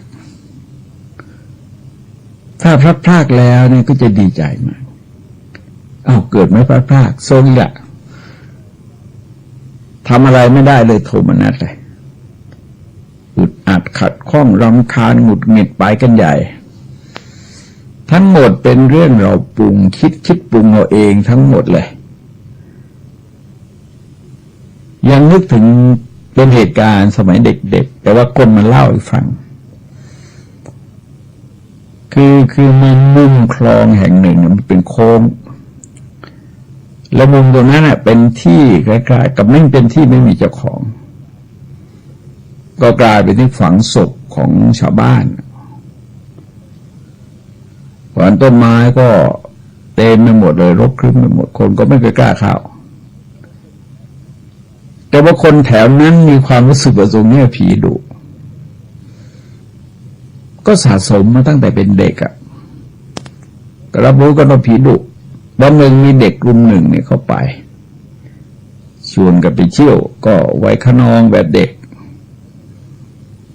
แต่คนหนึ่งมันไม่กลัวมันขึ้นบนต้นไม้ทำเป็นผีหลอกเพื่อนไอ้เพื่อนที่มีพื้นฐานกลัวอยู่เนี่ยมองไปเนี่ยกูตกใจวิ่งกันกระจุดกระเจิดกระเจิงกระจัดกระจายเลยคนหนึ่งมีช็อกไปเลยช็อกไปก็จับไปบ้านก็ไข้สั่นเพื่อนก็ตามไปบอกไม่ใช่ผีที่ไหนฉันเองก็เด็กชาวบ้านชาวกับกูเองก็ไม่อธิบายอย่างไงชี้แจงอย่างไงไม่ยอมหัวโกรธหมดเลยนะตัวม่วงหมดเลยอันนี้เราจะเห็นว่าเป็นลักษณะของการสะสมความรู้สึกตัวลงมาทั้งหมดเนี่ยคิดเองหมดเลยไอ้เรื่องเป็นผีก็คิดเองกลัวก็คิดเองตกใจก็ตกใจเองจับไข้ก็จับเองผมโกรธก็ผมโกรธเองขาดเรียนไปตั้งนานนะนี่คือเป็นตัวอย่างให้เห็นว่าสภาพของทุกข์แบบนี้ลงตัวนะให้ท่านผู้ฟังลองสังเกตว่าทุกข์เหล่านี้เขาเรียกว่าเป็นปกิณกทุกข์แต่ทรงแสดงพระพูดถึงทุกขสัตว์และจะแสดงอย่างนี้ทุกทีโสเกหิปริเดเวหิทุกแกหิโดมนัสเสหิอุปายาเสหิก็ว่าไปเรื่อยจนถึงนั่นแหละสังกิตเตนะปัญจุปาทานขันธาทุกขาเป็นนิพปริยายถ้าใช้ในนามอริยสัจจะทรงแสดงเหมือนกันเพราะฉะนั้นถ้าปฏิบัติได้อย่างถึงญาณทัศนวิสุทธิพ้นดับหมดทีนี้ตัวทุกข์เนี่ยตัวทุกข์ก็คือสิ่งซึ่งเนี่ยเกิดแก่เจ็บตายเนี่ยเกิดแก่ตายนะเกิดแก่ตายเป็นสภาวะทุกข์แล้วก็นอกนั้นเป็นทุกข์จรทั้งหมดมันจะดับหมดทุกข์หมายถึงทั้งทุกข์กายและทุกข์ใจแต่พอนี้มันมีโทมนัสอยู่ด้วยก็หมายเฉพาะทุกข์กายทุกข์ใจก็ไปอยู่ที่ตัวโทมนัสภาษาธรรมะนี่ก็แปลกจากหนึ่งนะคือถ้าข้อความมากเนี่ยสารัตถะจะน้อยแต่ข้อความน้อยเนี่ยสารัตถะจะมากอันนี้ก็จับประเด็นไว้อย่างหนึ่งอย่างเนี้ยอย่างสัพพปาปัสสะกระนังกุศลสูปสัมปดาสจิตะประโยชน์ปนังเอตังมุทานาสาสนังเนี่ยให้เราลองสังเกตจริงมันอยู่อีกด้านหนึ่ง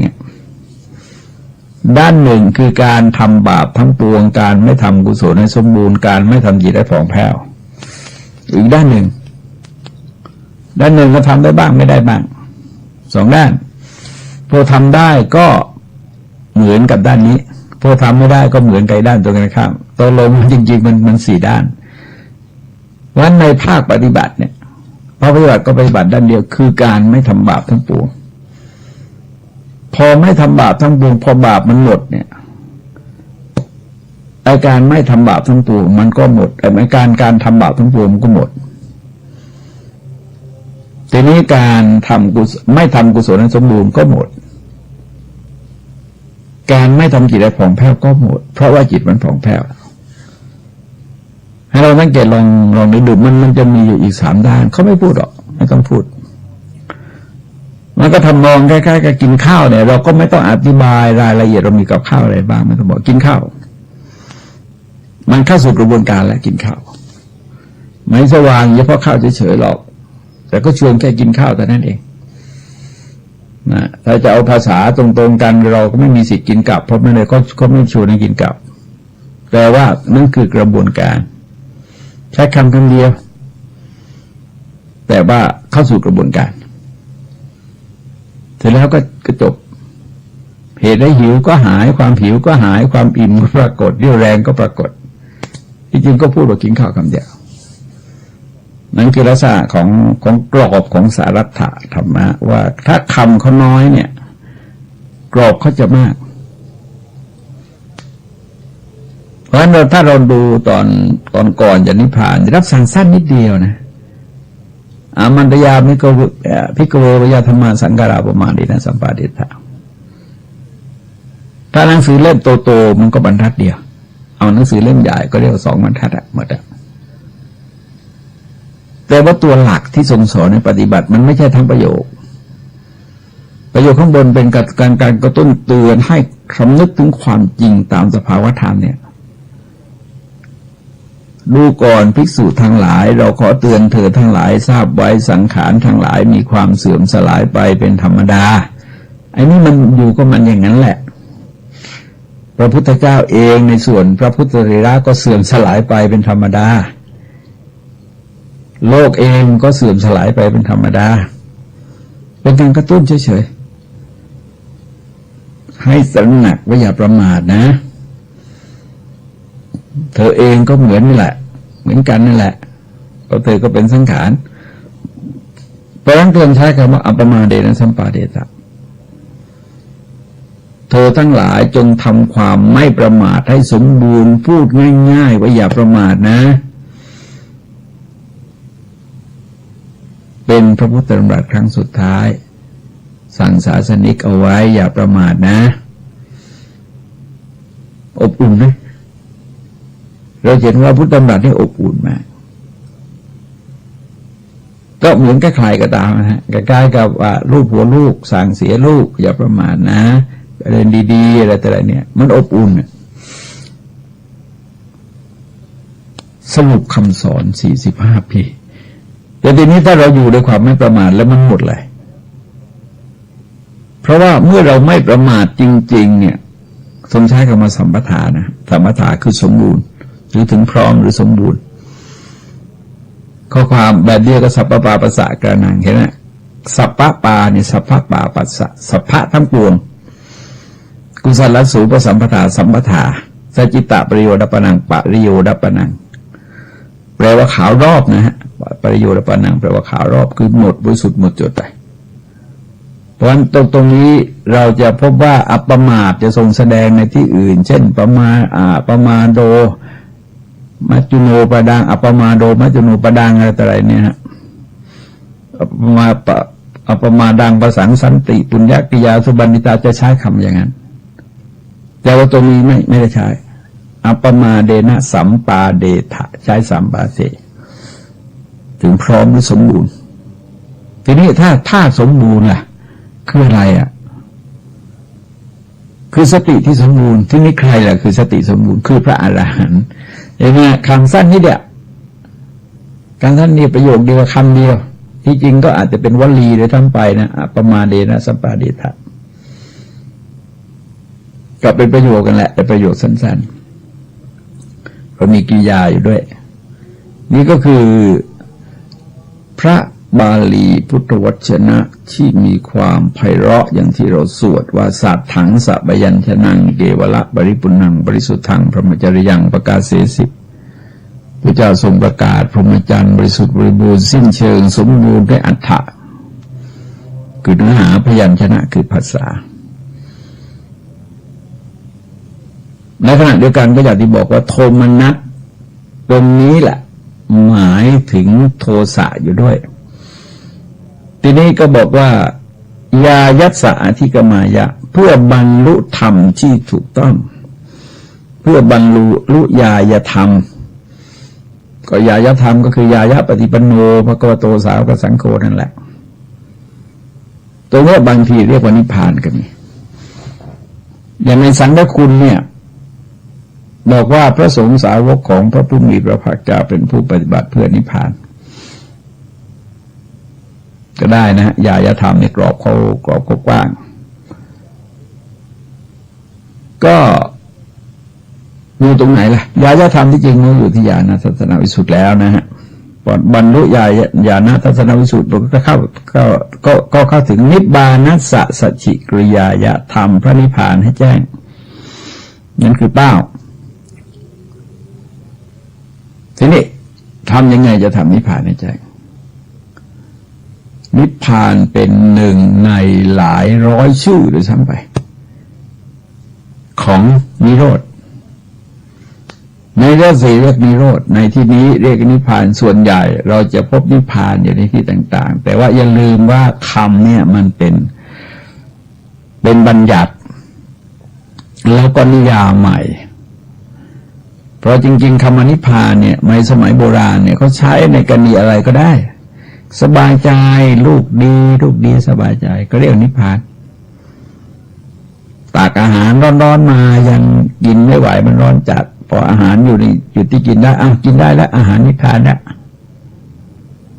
ไฟดับไฟลุกไหม้ก็ดับไฟก็ไฟก็นิพพานแล้วก็นิบายิแบบนิพพานแล้วแต่นิยามในความหมายของเราเนี่ยหมายถึงดับกิเลสแล้วก็ดับทุกข์เพราะฉะนั้นเราจะพบว่าพระพุทธเจ้าใช้มาตั้งแต่ปฐมเทศนาใช้ตั้งแต่ปฐมเทศนาแต่ตอนแรกเนี่ยเราจะเห็นว่าทรงใช้คำว่าอมตะธรรมแปลว่าธรรมะที่ทำผู้บรรลุเนี่ยให้ไม่ต้องตายเพราะอะไรเพราะไม่เกิดนิพพานจึงใช้สื่อสิ่งที่เป็นรูปธรรมเพื่อนำไปสู่ความเข้าใจในตัวนิพพานซึ่งเป็นนามธรรมแต่นี่การรู้เห็นนิพพานจริงๆมันไม่เห็นจริงหรอกนอกจากเราบรรลุเองมันก็เหมือนสัมผัสต่างๆหูจมูกลิ้นกายเราต้องดูเองเราต้องฟังเองเราต้องดมเองต้องลิ้มเองต้องจับต้องเองคนอื่นอธิบายไม่ได้หรอกอธิบายเนี่ยเป็นเราความได้ทีนี้อย่างอธิบายพระสูตรอย่างนี้ก็อธิบายตามที่พระพุทธเจ้าอธิบายก็ตามพุทธาธิบายแต่เราไม่อธิบายจากคนที่เราสัมผัสเพราะเรายังไม่ได้สัมผัสแต่ก็อธิบายตามที่พระเจ้าอธิบายก็อย่างที่เคยเราเจอมาบ่อยเกิดมายังคิดว่าเนี่ย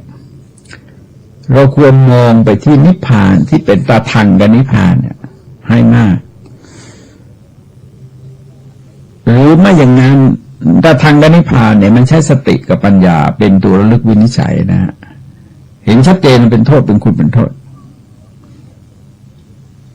แล้วก็ใช้สติระลึกชัดแล้วก็ตัดมันเขาด่าเสียเวลาเรื่องของเขาช่างเขาเราก็ไม่ด่าต่อก็จบแต่ทีนี้ถ้าให้ดีแล้วเนี่ยมันทำยังไงให้เป็นอัตโนมัติทำยังไงให้เป็นอัตโนมัติบางระดับแต่ไม่ใช่ทุกระดับทุกระดับเราก็ทำไม่ได้กันเช่นสมมติว่ามีคนเป็นอันมากที่เราไม่โกรธมีของเป็นอันมากที่เราไม่โลภมีคนเป็นอันมากที่เราไม่มีความรู้สึกในทางเพศ มีปัญหาเป็นอันมากที่เราเข้าใจอันนี้คือเราจะเห็นว่าเรื่องบางเรื่องอย่างยกตัวอย่างในกรณีเหตุการณ์ที่ทางปักได้เนี่ยเราเห็นว่าที่ท่านนายกสัมภาษณ์ในวันที่8 พฤศจิกายนเนี่ยแล้วก็ตัวกรรมการคนหนึ่งของกรรมการกลางอิสลามก็อยู่ในกอสเนี่ยออกมาสัมภาษณ์ก็แสดงว่าไอ้ประเด็นที่เราเคยพูดเคยเขียนเคยอะไรแต่ไรคล้ายๆกับไม่จริงฮะแต่เราอย่าลืมนะว่าจริงๆนี่มันแผนซ้อนแผนต่อไปอีกครั้งหนึ่งแน่นอนส่วนหนึ่งเขาไม่ชอบท่านนายกมีคนระดับนำที่จังหวัดปัตตานีเนี่ยมีคนถามว่าทำยังไงเหตุการณ์ปักใต้จึงจะสงบใช้คำต้มตรงๆเลยบอกว่าท่านนายกคุณทักษิณเนี่ยต้องหายไปจากโลกนี้ใช้อย่างนั้นเลยนะฮะแต่เราอย่าลืมนะฮะว่าบางทีเนี่ยมันเป็นเรื่องลวงตาผู้เบี่ยงเบนประเด็นน่ะแล้วคนที่เข้าไปแฝงตัวอยู่เนี่ยสายที่แฝงตัวที่จริงเขารู้แต่เขาต้องการให้เอาข้อมูลที่เป็นเท็จเนี่ยนำไปบอกเพื่อเบี่ยงเบนประเด็นต้องนึกถึงนี้ด้วยมันนักยุทธศาสตร์มันไม่จะมองหมากชั้นเดียวเราอย่าลืมว่าไอ้ที่เขาไปชุมด่าท่านนายกตลอดทั้งรายการเนี่ยอาจจะเท็จทั้งหมดก็ได้โดยการเบี่ยงประเด็นคืออย่ามองชั้นเดียวนะคิดเลยซึ่งกว่านั้นแล้วในที่สุดพอเบี่ยงประเด็นนี่นะมันก็คล้ายๆกับคนกลุ่มหนึ่งที่กำลังล่าหลายเส้นที่จะขับไล่ท่านนายกแต่มันก็ได้พวกต้องการเหตุการณ์ปักใต้สงบไม่ได้ยากอะไรท่านนายกรัฐมนตรีออกไปก็จบแล้วแต่เราอย่าลืมเหตุการณ์นี้มันเกิดมาตั้งแต่สมัยกรุงศรีอยุธยาแล้วสมัยกรุงศรีอยุธยาแตกก็เกิดสมัยรัชกาลที่1ก็เกิดสมัยรัชกาลที่5ก็เกิดมาเรื่อยอาตมาก็เป็นเด็กอยู่ที่นั้นเราก็รู้ข่าวตอนเราหนุ่มเราก็ไปจนจีนเต็มหมดก็ไม่เห็นมีมันทำไมไปเชื่ออย่างนั้นอาจจะเป็นเงื่อนไขหนึ่งแต่ไม่ใช่เงื่อนไขหลักเราอย่าลืมว่าถ้าคนไม่มีอุดมการณ์ไม่บ้ายาบ้าแล้วก็ไม่ได้รับค่าจ้างแพงๆเนี่ยไม่ทำหรอกแต่อย่าลืมว่า3อย่างนี้อาจจะอยู่ในคนเดียวกัน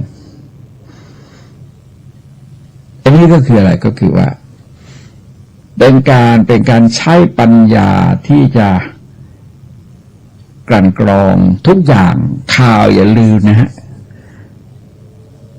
ข่าวบางอย่างนี่มันเป็นข่าวลวงคือเราไม่ต้องคิดลึกซึ้งเราอาจจะดูเรื่องรามเกียรติ์เรื่องเดียวนี่นะเราคิดอะไรได้เยอะเลยเราอ่านราชาธิราชเล่มเดียวเราคิดได้เยอะอ่านพระอภัยมณีอ่านขุนช้างขุนแผนไม่ต้องไปอ่านตำนานวิชัยสงครามอะไรเสียเวลาหรอกอ่านหนังสือแล้วก็ผมหรือแม้แต่เสือดำเช่นไรหรือว่าหน้ากากดำของปอยในปารีส3 เล่มเนี่ยแล้วยื่นหนังสือของลพบุรีมีเยอะเลยแผนยุทธการยุทธศาสตร์ยุทธวิธีเล่กลโกงทั้งหลายเยอะมากมายไก่กองมองมากชั้นเดียวไม่ได้หรอกเพราะพอมันเกิดปั๊บขึ้นมาเนี่ยอย่างแนวหนังสือพิมพ์เราจะเห็นว่าแนวหนังสือพิมพ์เนี่ยเขาจะลงข่าวเขาประเด็นของเขาก็มีประเด็นเดียวคือน่าสนใจทำยังไงให้น่าสนใจทีนี้ตรงเนี้ยมันก็ทำยังไงให้น่าคิดพอคนเริ่มคิดก็จะเห็นจริงๆนะคงเพราะนายกทักษิณจริงๆเพราะว่าตอนก่อนไม่แรงอย่างนี้เนี่ยนี่อาจจะเป็นเพราะท่านนายกทีนี้เข้าทางปืนเขาอะแนวร่วมก็เกิดเป็นแถวพ พวกที่จ้องอยู่แล้วก็จ้องต่ออันนี้คือฐานของสติสัมปชัญญะสติกับสัมปชัญญะสัมปชัญญะก็คือปัญญานะฮะถ้ามันเป็นฐานอย่างเงี้ยอย่างนี้เคยยกตัวอย่างว่าเหมือนกันน้ำที่มันบริสุทธิ์สิ่งสกปรกตกลงไปมันต้องสลายทันทีได้นี่ไปเรียกว่าเป็นกระทงหลงทางตายเลยมากอย่ามองอะไรชั้นเดียวมองหลายๆชั้นคิดให้รอบคอบหลักการของพระพุทธเจ้าเนี่ยที่เอามาย้ำเตือนบ่อยๆเนี่ยทรงใช้คำกระชับมากนะใช้ปัญญาพิจารณาเทียบเคียงโดยรอบคอบแล้วต้องถามว่ารอบคอบหรือยังถ้ายังไม่รอบคอบต้องคิดให้รอบคอบเอาข้อมูลมากกว่านั้นหรือบางครั้งบางคราวผู้หลักผู้ใหญ่ที่ภาคใต้ที่สัมภาษณ์เนี่ยวันนี้ประชาชนให้ความร่วมมือประชาชนรายงานเข้ามาทำเราทำได้เอาประชาชนถูกสงสัยแล้วถูกเก็บไปนะฮะอันนี้ก็เรียกฆ่านกต่อฆ่านกต่อก็ต่อนกไม่ได้เลยเขาไม่พูดหรอกได้มันไม่คุ้มเสียมันได้อยู่แล้วอย่าให้เสียประชาชนที่ให้ข่าวเลยไม่กล้าให้ข่าวเพราะอย่าลืมว่าเราไม่รู้ว่าใครคือผู้ก่อการร้ายเขาอยู่ตรงไหนล่ะแล้วโอกาสต่อไปนี่ใครแสดงความสนิทสนมคุ้นเคยกับราชการไอ้คนนี้เป็นสายทางราชการมันเก็บได้ทำไงเคยยังนึกนะว่าที่จริงพวกนี้มันสงบแล้วก็ฟังคนนอกซะบ้างคนที่เขามองมาจากข้างนอกเนี่ยคือเราอาจจะคิดตามกันไปพอผู้ใหญ่พูดนะครับผมอันนี้คือเราจะเห็นว่าปัญญาเนี่ยเป็นฐานนี่เลยเป็นแสงสว่างเหมือนความมืดมันแทรกมาไม่ได้หรือว่าเมตตาเป็นฐานไหมหรือความเพียรเป็นฐานหรือศรัทธาเป็นฐานอะไรอย่างเงี้ยแต่ศรัทธาเป็นฐานล้วนไม่ได้นะฮะต้องมีปัญญาอยู่ด้วยอันนี้คือมันจะดับโดยอัตโนมัติหมายความว่าเป็นนิพพานอ่อนๆแต่มันอัตโนมัติอย่างเนี้ยอย่างรายการนี้บางครั้งเนี่ยต้องฟังจะสังเกตว่าคือทำรายการที่กุฏินะพลเอกเสรีท่านซื้อเทปไปให้เราก็นั่งพูดที่กุฏิแล้วบางทีหมามันเห่าเราก็ต้องธรรมชาติอะสังคมมันก็อยู่กับหมาเนี่ยหมาก็พวกเราเหมือนกันเอาก็เห่าไปบางทีเสียงนกร้องแล้วก็นกก็คือเพื่อนร่วมโลกกับเราเพราะงั้นถ้าเราไม่คิดว่ามีปัญหามันก็ไม่มีปัญหานี่คือธรรมชาติอย่างเราฟังเทปหลวงพ่อพุทธทาสบางทีมีไก่ขันหลวงพ่อเลี้ยงไก่แจ้ไว้เยอะมีไก่ขันมันก็ดีนะฮะเป็นบรรยากาศดีสติระลึกปัญญาวินิจฉัยไม่ใส่ใจธรรมดาเข้าถึงธรรมดานะฮะพอเข้าถึงธรรมดามันก็จะไม่รุงรังอะไรมากเกินไปใจมันมีฐานทีนี้ก็ทรงแสดงว่าทางนี้คือสติปัฏฐานสี่ประการเป็นไฉนนี้เขาเรียกว่ากเถตุกามยตาปุจฉาคือเป็นการถามเพื่อจะตอบในพระบาลีที่เป็นพุทธวจนะพระเจ้าจะถามขนาดนี้ถามกเถตุกามยตาปุจฉาแต่ไม่ใช่ถามต้องอธิบายต้องซักนอกจากว่าปฏิปุจฉาปฏิปุจฉาจะถามให้เขาอธิบายแต่ว่าส่วนใหญ่มันไม่ใช่สอนกับภิกษุแต่ว่าจะสอนกับคนทั้งก้าวร้าวแข็งกล้าวท่าทางยิงอวดดีมาอย่างเงี้ยอย่างสัจจะสูตรจุลสัจจะสูตรพูดกับสัจจานิครนเรื่องอนิจจังแล้วก็ไม่ใช่พูดเรื่องอนัตตาแล้วก็พูดกับท่านพระกาพรหมเรื่องอนิจจังอย่างเงี้ยมันต้องใช้แนวปฏิปุจฉาคือถามไม่ตอบแล้วก็ทรงแสดงว่าดูก่อนภิกษุทั้งหลายภิกษุในธรรมวินัยนี้พิจารณาเห็นกายในกายอยู่มีความเพียร สัมปชัญญะมีสติกำจัดอภิชฌาและโทมนัสในโลกเสียได้ทีนี้เราเห็นว่าอภิชฌาตัวนี้มันกลายเป็นนั่นแหละเป็นกลายเป็นตัวแทนของโลภะซึ่งมันแรงบางทีในอุปกิเลสอย่างที่เราเจอเนี่ยเขาเรียกอภิชฌาวิสมโลภะโลภโม่ไปหมดอันนั้นก็อยากได้นี่ก็อยากได้นู่นก็อยากได้ก็เรียกเพ่งเล็งโลภอยากได้ไม่สม่ำเสมอจิตนิ่งมองนั่นมองนี่มองนั่นอยากได้หมดเลยนะเหมือนกับบางคนเวลากินอาหารเนี่ยถ้าจิตแกไม่ปกตินี่ช้อนจะสายช้อนกลางนี่จะสายมันจะตักไหนนี่ก็นั่นก็อยากได้นี่ก็อยากได้อย่างนั้นก็อยากได้แต่ถ้าเราทำใจปกตินะเช่นสมมติว่านั่งร่วมโต๊ะกันแล้วก็มีโต๊ะที่เขาวางอาหารแล้วก็หมุนได้นะคือลองฝึกดูเนี่ยเขาหมุนอะไรมาตรงหน้าก็กินอย่างนั้นเนี่ยอิ่มๆเหมือนกันเนี่ยนะฮะแต่เราฝึกคุมความอยากของเราเขาเรียกว่ากินตามมีตามได้มีอะไรก็กินอันนั้นได้อะไรก็กินอันนั้นถ้าลองหัดฝึกดูก็ได้ท่านฟังลองฝึกจิตดูเถอะเราสามารถที่จะฝึกจิตจากโต๊ะอาหารนี่ก็ได้มันไม่ใช่ว่าต้องเข้ามีรูปแบบพิธีกรรมต่างๆมันอยู่ที่วิธีนะฮะคืออาหารเนี่ยมันเป็นครูได้เยอะนะเราฝึกในแง่ที่จะลดกิเลสก็ได้ในแง่ที่จะเพิ่มธรรมะก็ได้ถ้าจะมองในแง่เพิ่มธรรมะจะเอาอะไรล่ะเอามัตตัญญูตาจะพัตตสมิงรู้จักประมาณในภัตตาหารโอ้โหนี่เป็นวิธีการนะทรงสอนที่โอวาทปาติโมกข์เลยรู้จักประมาณในภัตตาหารไม่ตามใจปากจนเกินไปกินไปอย่างอัตภาพไปเป็นไปแต่ใจมันสายเพราะว่ามีสีมีกลิ่นมีรสมีรูปต่างๆเยอะก็พิจารณาในแง่ของปฏิสังขโยอย่างที่พระเจ้าสอนปฏิสังขโยนี่นะเขาเรียกอริยวงศ์เลยนะเป็นวงของพระอริยะแล้วความพิจารณาอาหารเครื่องนุ่งห่มที่อยู่อาศัยยาแก้ไขเนี่ยปัจจัยสี่เนี่ยเป็นใครพิจารณาได้ทำจิตได้ไม่บริโภคปัจจัยสี่ด้วยตัณหาเพราะถ้าเราไม่บริโภคด้วยตัณหาเราจะไม่มีปัญหาอะไรก็ได้เราไม่เป็นข้าวคลุกกะปิก็กินอิ่มเหมือนกันนะไม่เป็นไรข้าวราดน้ำปลาก็กินได้อย่างอัตภาพไปเป็นไปวันวิธีการของพระพุทธเจ้าเนี่ยพระเจ้าสอนพระวันพระถ้าท่านเข้าถึงธรรมะเนี่ย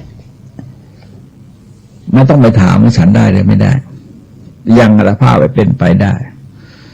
อะไรก็ได้ก็ว่ากันไปคือมีนาน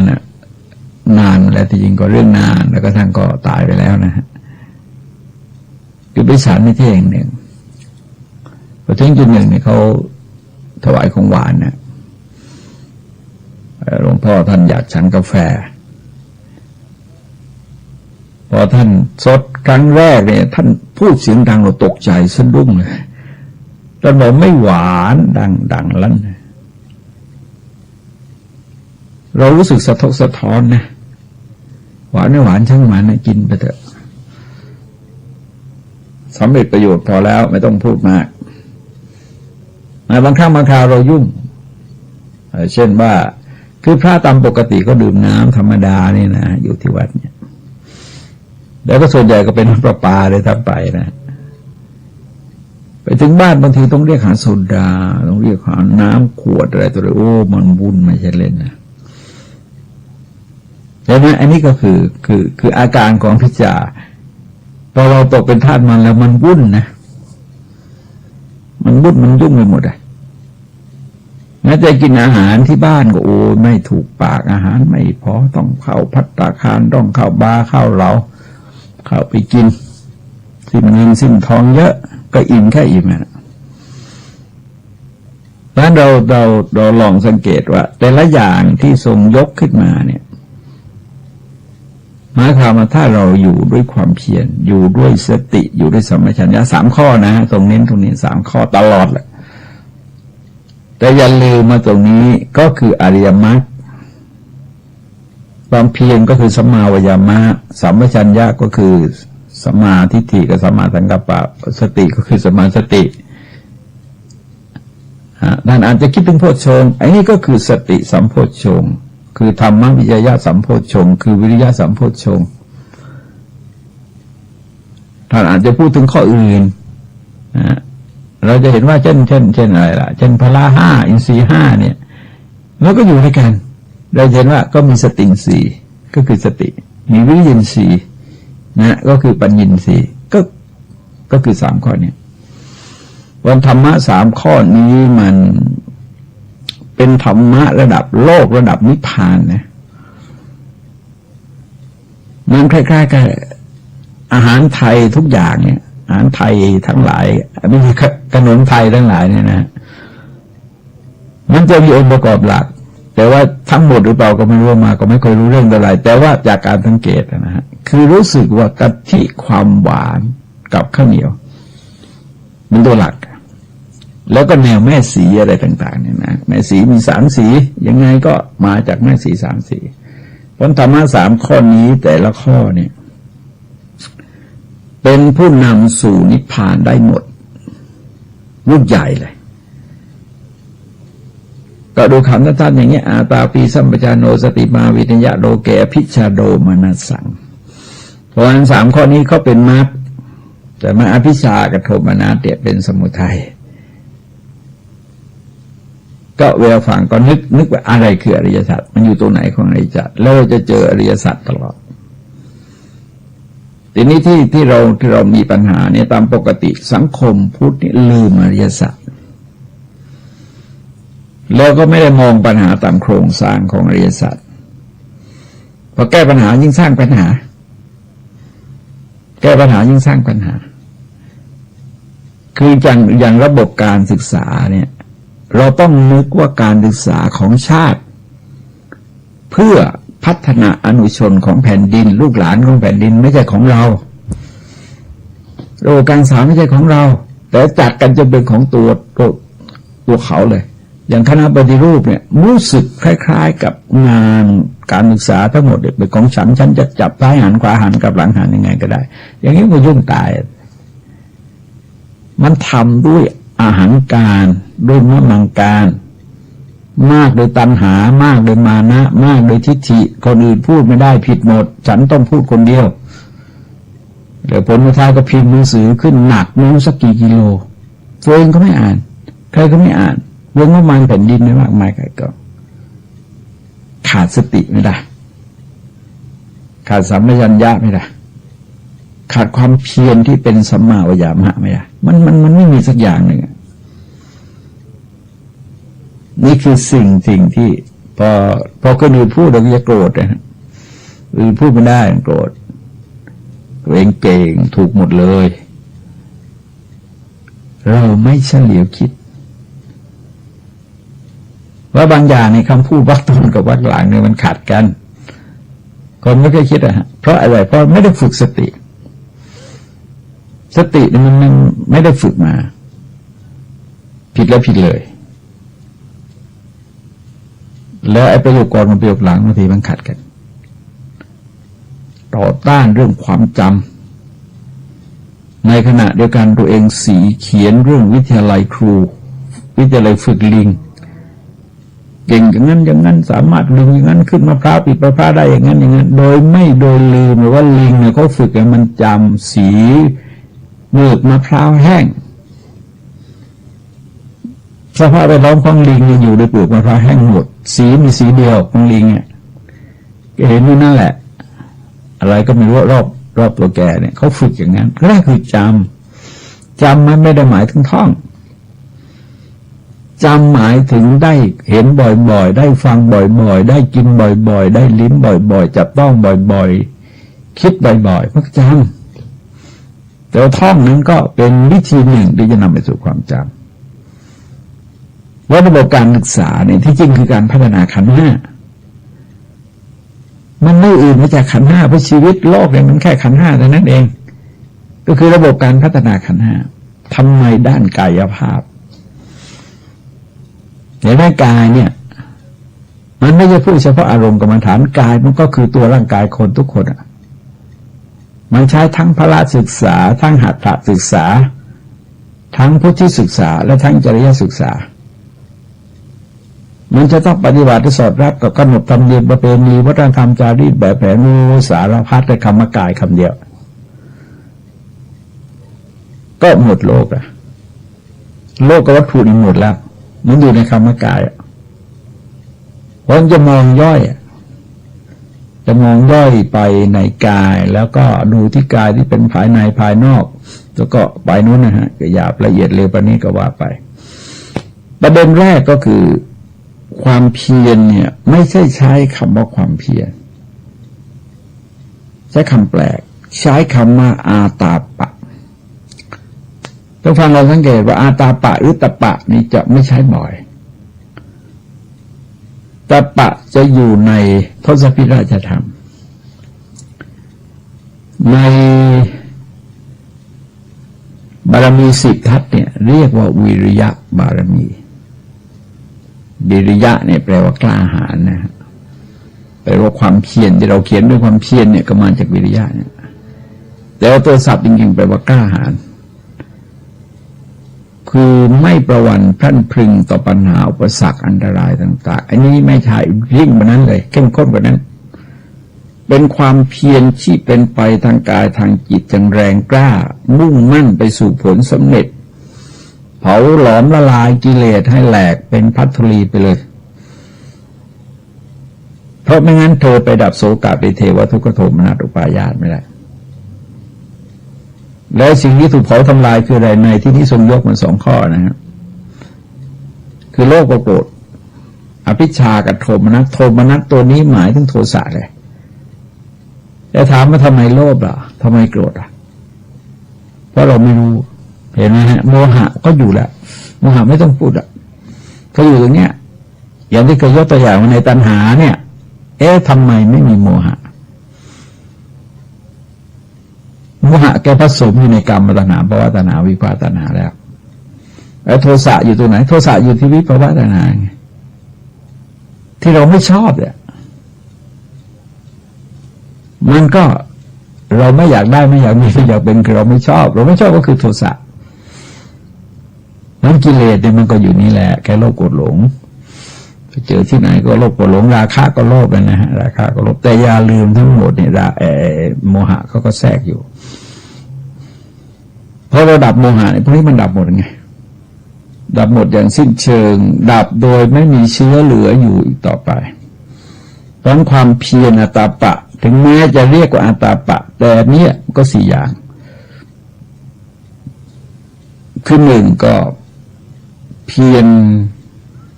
ป้องกันบาปอกุศลทุจริตทั้งข้างในทั้งข้างนอกแต่ทีนี้ตรงนี้พูดเฉพาะข้างนอกเพราะวิธีการของพระพุทธเจ้าเนี่ยเราจะเห็นว่าจะสอนในแนวบางทีกระจายเป็นป้องกันบำบัดบำรุงรักษาโครงสร้างใหญ่ของแม่บทบริหารบ้านเมืองเหมือนกันเห็นไหมฮะป้องกันบำบัดบำรุงรักษาเต็มยศหมดโลกก็เหมือนกันเนี่ยป้องกันบำบัดบำรุงรักษาทีนี้ตรงนี้ถ้าเป็นการบำรุงถ้าเป็นการบำรุงมันก็เหมือนกับเรากินอาหารไออาหารที่เข้าไปเนี่ยมันทำหน้าที่บำบัดด้วยมันหน้าที่ป้องกันด้วยมันทำหน้าที่รักษาด้วยป้องกันอะไรป้องกันความหิวใหม่ขจัดความหิวเก่ารักษาความอิ่มเพิ่มพูนความอิ่มแล้วก็รักษาความอิ่มเห็นไหมกินข้าวเนี่ยมันกลายเป็นอริยมรรคครบทั้ง4 ข้อไม่ใช่กลายเป็นสัมมาวิยามรรคครบทั้ง4แล้วก็กลายเป็นกระบวนการของอริยสัจครบทั้ง4ด้วยนะครับเพราะฉะนั้นตรงนี้คืออะไรก็คือสังวรประทานนี่แหละสังวรประทานคืออะไรคืออินทรียสังวรโลกมันเป็นอย่างนี้เนาะ คือโยมอาจจะรู้สึกธรรมะทำไมมันซ้ำบ่อย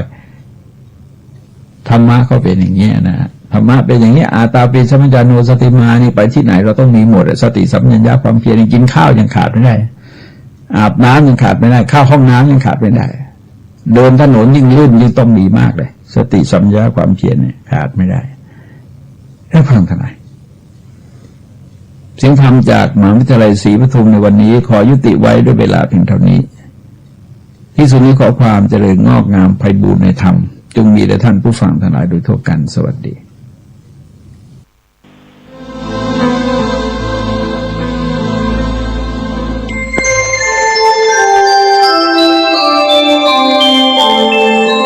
ขณะนี้ท่านกำลังฟังสถานีวิทยุกระจายเสียง FM 104.5 เมกะเฮิรตซ์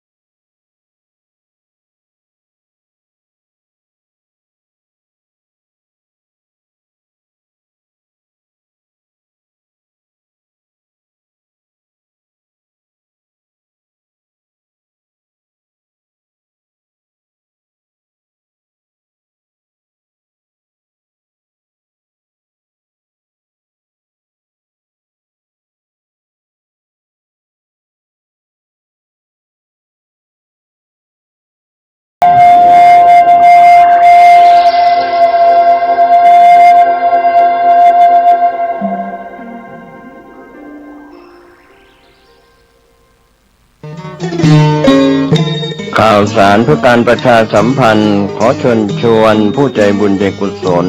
ร่วมทำบุญทอดผ้าป่าสามัคคีประจำปีพุทธศักราช 2568 เพื่อบูรณะวิหารปูพื้นกระเบื้องไวนิลตารางเมตรละ699 บาทจำนวน150ตารางเมตรทำโครงเหล็กป้องกันนกรอบวิหารราดพื้นเททรายล้างหน้าวิหารราวบันไดเหล็กสแตนเลสทาสีรอบวิหารเปลี่ยนระบบไฟฟ้าปรับปรุงทัศนียภาพวิหารบูรณะปฏิสังขรณ์ถาวรวัตถุภายในวัดทอดถวายณวัดดอนตันตำบลเหมืองแก้วอำเภอแม่ริมจังหวัดเชียงใหม่ตรงกับวันเสาร์ที่1 พฤศจิกายนพุทธศักราช 2568 ช่วงเช้า 9:39 นาทีเป็นต้นไปก็ขอเชิญชวนศรัทธานักศีลนักบุญทั้งหลายร่วมงานบุญทอดผ้าป่าสามัคคีครั้งนี้เพื่อบูรณะวิหารปูพื้นกระเบื้องไวนิลรวมไปถึงทำโครงเหล็กป้องกันนกรอบวิหารราดพื้นเททรายล้างหน้าวิหารราวบันไดเหล็กสแตนเลสทาสีรอบวิหารเปลี่ยนระบบไฟฟ้าปรับปรุงทัศนียภาพวิหารบูรณะปฏิสังขรณ์ถาวรวัตถุภายในวัดดอนตันตำบลเหมืองแก้วอำเภอแม่ริมจังหวัดเชียงใหม่เสาร์ที่1 พฤศจิกายน 2568 นี้เชิญท่านร่วมงานร่วมบุญร่วมบริจาคได้บุญได้กุศลโดยทั่วหน้ากัน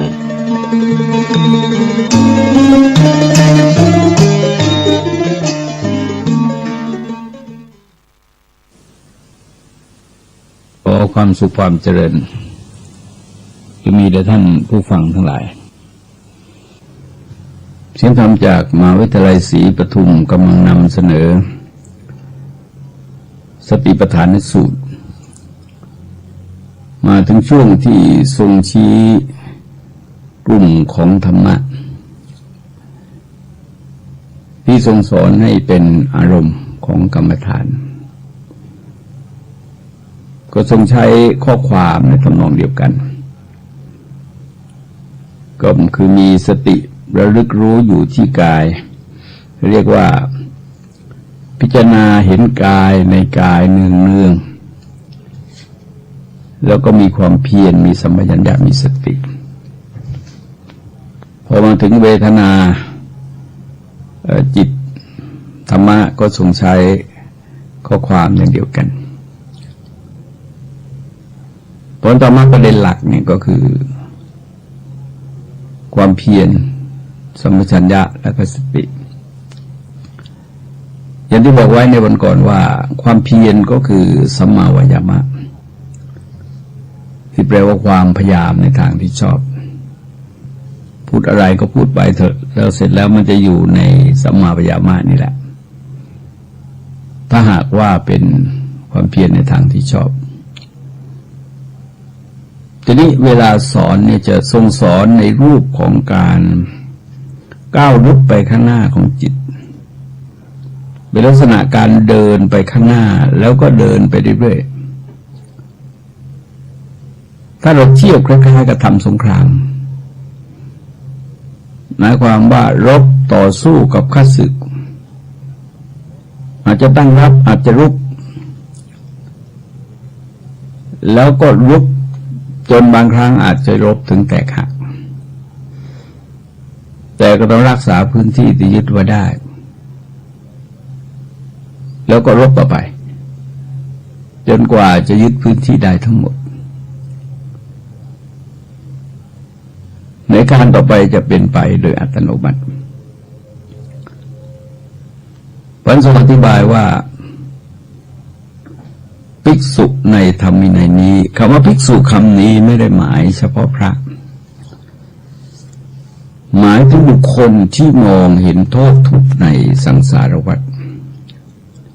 ใครก็ได้แต่รูปแบบโครงสร้างในการสอนธรรมะของพระพุทธเจ้าเนี่ยคือบางครั้งนี่ก็แยกสอนตามโครงสร้างของพุทธกิจที่ว่าตอนเช้าเสด็จออกบิณฑบาตตอนบ่ายก็แสดงธรรมแก่ชาวบ้านตอนเย็นก็ทรงประทานโอวาทแก่ภิกษุตอนเที่ยงคืนก็ตอบปัญหาแก่เทวดาตอนใกล้รุ่งก็ตรวจดูสัตว์โลกที่จะเสด็จไปโปรดในวันรุ่งขึ้นโดยตอนบ่ายที่ทรงแสดงธรรมแก่ชาวบ้านเนี่ยที่จริงเวลาทรงแสดงพระก็นั่งอยู่ข้างหน้ามันก็พระในโบสถ์พระนั่งอยู่ข้างหน้าก็จะชื่อขึ้นคำว่าดูก่อนภิกษุทั้งหลายเลยก็เป็นการรับสั่งคล้ายๆจะพูดกับภิกษุแต่ก็หมายถึงทุกคนที่นั่งอยู่ตรงนั้นแหละหรือเราดูที่มหาปรินิพพานสูตรพระก็เต็มนะแต่ว่าพระนนท์อยู่ใกล้ชิดเพราะพุทธดำรัสในคราวนั้นจะรับสั่งแก่พระอานนท์นี่เป็นหลักเกินว่าแต่บทสรุปตอนที่เป็นปชิมโอวาทเนี่ยทรงใช้คำรวมภิกษุทั้งหลายเราขอเตือนเธอทั้งหลายทราบไว้สังขารทั้งหลายมีความเสื่อมสลายไปเป็นธรรมดาเธอทั้งหลายจงทำประโยชน์ตนและประโยชน์บุคคลอื่นในสมบูรณ์ด้วยความไม่ประมาทเถิดนั่นก็เป็นการแสดงว่าหมายถึงคนทุกคนทีนี้หลักการปฏิบัติอย่างที่บอกว่ามันเป็นการป้องกันการบำบัดการบำรุงการรักษาคือความชั่วมันมีอยู่สองกลุ่มหนึ่งก็คือความชั่วที่ยังไม่เกิดกลุ่มหนึ่งคือความชั่วที่เกิดแล้วมันก็คล้ายๆกับเชื้อโรคมันมีเชื้อโรคที่ยังไม่เกิดแล้วก็เชื้อโรคที่มีอยู่แล้วความเชื้อโรคที่มีอยู่แล้วเราใช้วิธีป้องกันไม่ได้เราต้องใช้วิธีการบำบัด แต่เชื้อโรคที่ยังไม่เกิดเนี่ยเราก็บำบัดไม่ได้เพราะมันไม่รู้อยู่ที่ไหนเราก็ต้องป้องกันไว้ดังนั้นในรับสั่งแสดงว่าภิกษุในธรรมวินัยนี้เกิดฉันทะคือความพอใจในการที่จะป้องกันบาปป้องกันอกุศลซึ่งยังไม่เกิดนี่ไม่ให้เกิดขึ้นทีนี้การเกิดของบาปของอกุศลนี่มันเกิดได้ทุกอิริยาบถแล้วทุกประสาทสัมผัสด้วยเกิดทางตาก็ได้ทางหูก็ได้จมูกก็ได้ลิ้นก็ได้ทางกายก็ได้ทางใจก็ได้เพราะก็ต้องถ้าเราไม่เกิดความพอใจในการที่จะละเวลานี้ที่เราพูดถึงลดละเลิกไอ้ลดก็ไม่พอใจจะลดละก็ไม่พอใจจะละเลิกก็ไม่พอใจจะเลิกมันก็เดินไม่ได้แล้วพอติดบุหรี่ติดสุราอย่างเดียวก็ยุ่งแล้ววันก่อนวันที่9 พฤศจิกายนก็มีเสนอรายงานสำรวจว่าความคิดของวัยรุ่นในช่วงลอยกระทงเนี่ยเธอจะไปทำอะไรตัวเลขออกมาน่าสยองเนี่ยปรากฏว่าจะอยู่กันกับคู่รักแล้วก็จะดื่มเหล้าก็แน่นอนก็จบลงเพศสัมพันธ์เป็นความคิดความอ่านที่น่ากลัวมากๆคนสมัยนี้แปลกจริง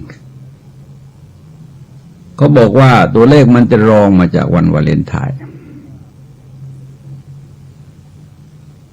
แล้วในที่สุดสังคมมันจะถูกฉุดกระชากไปเลื่อนไหลไปตามกระแสของกามอารมณ์ที่ปรุงแต่งขึ้นมามันก็ถึงภาวะที่เรียกว่าตัวใครตัวมันเป็นลักษณะวิกฤตทางจิตก็ทำให้ย้อนนึกถึงความไปการไม่ใช่เชิงทำนายเชิงวิเคราะห์สถานการณ์โลกขององค์การสหประชาชาติเมื่อพ.ศ. 2538ก็10 ปีพอดีคือเขาบอกว่าโอกาสต่อไปในโลกจะเกิดวิกฤตเขาใช้คำความวิกฤต3 เรื่องนะฮะคือวิกฤตทางสังคมวิกฤตทางเศรษฐกิจ4วิกฤตทางเศรษฐกิจวิกฤตทางสังคมวิกฤตทางจิตแล้วเขาบอกวิกฤตทางวิญญาณก็เป็นภาษาของเขานะคือตัวการใหญ่ก็คือจิตมันวิกฤตพอจิตวิกฤตอย่างอื่นก็วิกฤตหมดอะสังคมก็วิกฤตการเมืองก็วิกฤตเศรษฐกิจก็วิกฤตศีลธรรมเองก็ต้องวิกฤตตามเข้าไปจะมีการละเลยทอดทิ้งศีลธรรมถามว่าคนนี้เห็นโทษไหมก็คงจะเห็นหรอกแต่ว่าไม่มีกำลังต้านทานมากพอที่จะหยุดความปรารถนาซึ่งมีอยู่โดยธรรมชาติส่วนหนึ่งแล้วก็ถูกกระตุ้นเร่งร้าวแล้วกลายเป็นค่านิยมขึ้นมาส่วนหนึ่งเป็นแฟชั่นเมื่อก่อนไปประชุมในที่หนึ่งมีผู้ใหญ่ระดับอธิบดีท่านเล่าว่ามีท่านรัฐมนตรีท่านหนึ่งท่านประรบขึ้นว่าเป็นที่น่าเสียดายว่าสื่อเนี่ยไปอยู่ในมือของคนที่ไม่สำนึกคุณค่าทางศีลธรรมประโยคเดียวฮะแล้วก็เป็นความจริงที่เราจะต้องยอมรับว่าเวลานี้คนส่วนใหญ่ที่ควบคุมสื่ออยู่เนี่ยเขาเรียกบอกเป็นคนเดือนตุลา แล้วก็ส่วนมากเนี่ยส่วนไม่ใช่ไม่เคยส่วนหนึ่งแต่เราไม่ไปนับเขาหรอกนะฮะก็เคยผ่านการเข้าป่ามาแล้วเพราะการชี้นำความคิดทางสังคมถ้าเราอ่านบทความแล้วก็ต้องเลิกอ่านนะเราเสียเวลาไม่คุ้มค่าแก่ชีวิตที่จะใช้ไป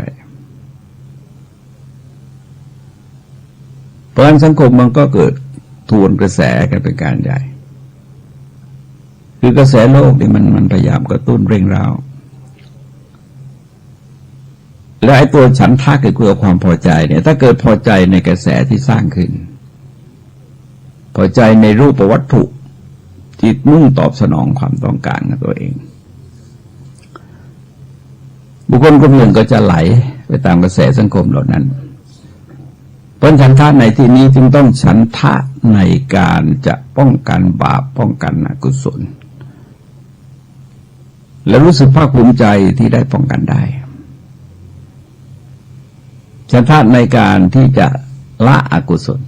พอใจที่จะเห็นการลดละของบาปอกุศลภายในใจตัวเองพอใจในการที่จะเพิ่มพูนกุศลความดี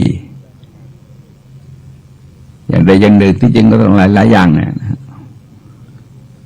ทีนี้เมื่อเพิ่มพูนขึ้นแล้วนี่ก็ต้องรักษาไว้ผมก็กลายเป็นโครงสร้างเดียวกันคือใช้โครงสร้างเดียวกันเลยภิกษุในธรรมวินัยนี้เกิดฉันทะพยายามปรารภความเพียรประคองจิตไว้ตั้งจิตไว้เพื่อแก้อกุศลธรรมอลามกที่ยังไม่บังเกิดขึ้นเพื่อละอกุศลธรรมอลามกที่บังเกิดขึ้นแล้วเพื่อกุศลธรรมที่ยังไม่บังเกิดขึ้นแล้วก็เพื่อความตั้งอยู่โดยไม่เสียหายเจริญยิ่งไพบูรย์มีขึ้นเต็มเปี่ยมนั่นคือเป้าเต็มเปี่ยมเนี่ยทั้งฟังต้องนึกออกนะคือสจิตตประโยชน์อัปปนังการทำจิตของตนให้ผ่องแผ้วนี่ก็เรียกว่าสัมมาวิยามะ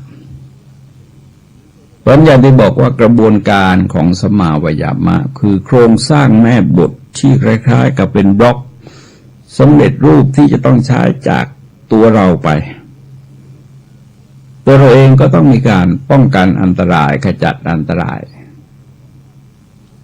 แล้วก็เพิ่มพูนความปลอดภัยรักษาความปลอดภัยต้องป้องกันโรคต้องขจัดโรคต้องบำรุงรักษาร่างกายต้องบำรุงร่างกายต้องรักษาสุขภาพพลานามัยขยายไปจนถึงประเทศแล้วก็โลกอันเป็นส่วนรวมเพราะโครงสร้างเหล่านี้ถ้ามันเกิดบกพร่องเกิดทำในบางจุดแต่บางจุดไม่ได้ทำมันคล้ายๆกับอะไรที่เขาบอกกระเชอก้นรั่วสมัยโบราณเนี่ยเขาพูดถึงกระเชอก้นรั่วเกลือของใส่ในกระเชอแต่มันรั่วทีนี้ถ้าเราเสริมสร้างความดีแล้วเนี่ยเราไม่รักษาก็กลายเป็นแฟชั่นโชว์แสดงแฟชั่นชั่วคราวแต่พอจบการแสดงก็กลับสู่สภาพเดิม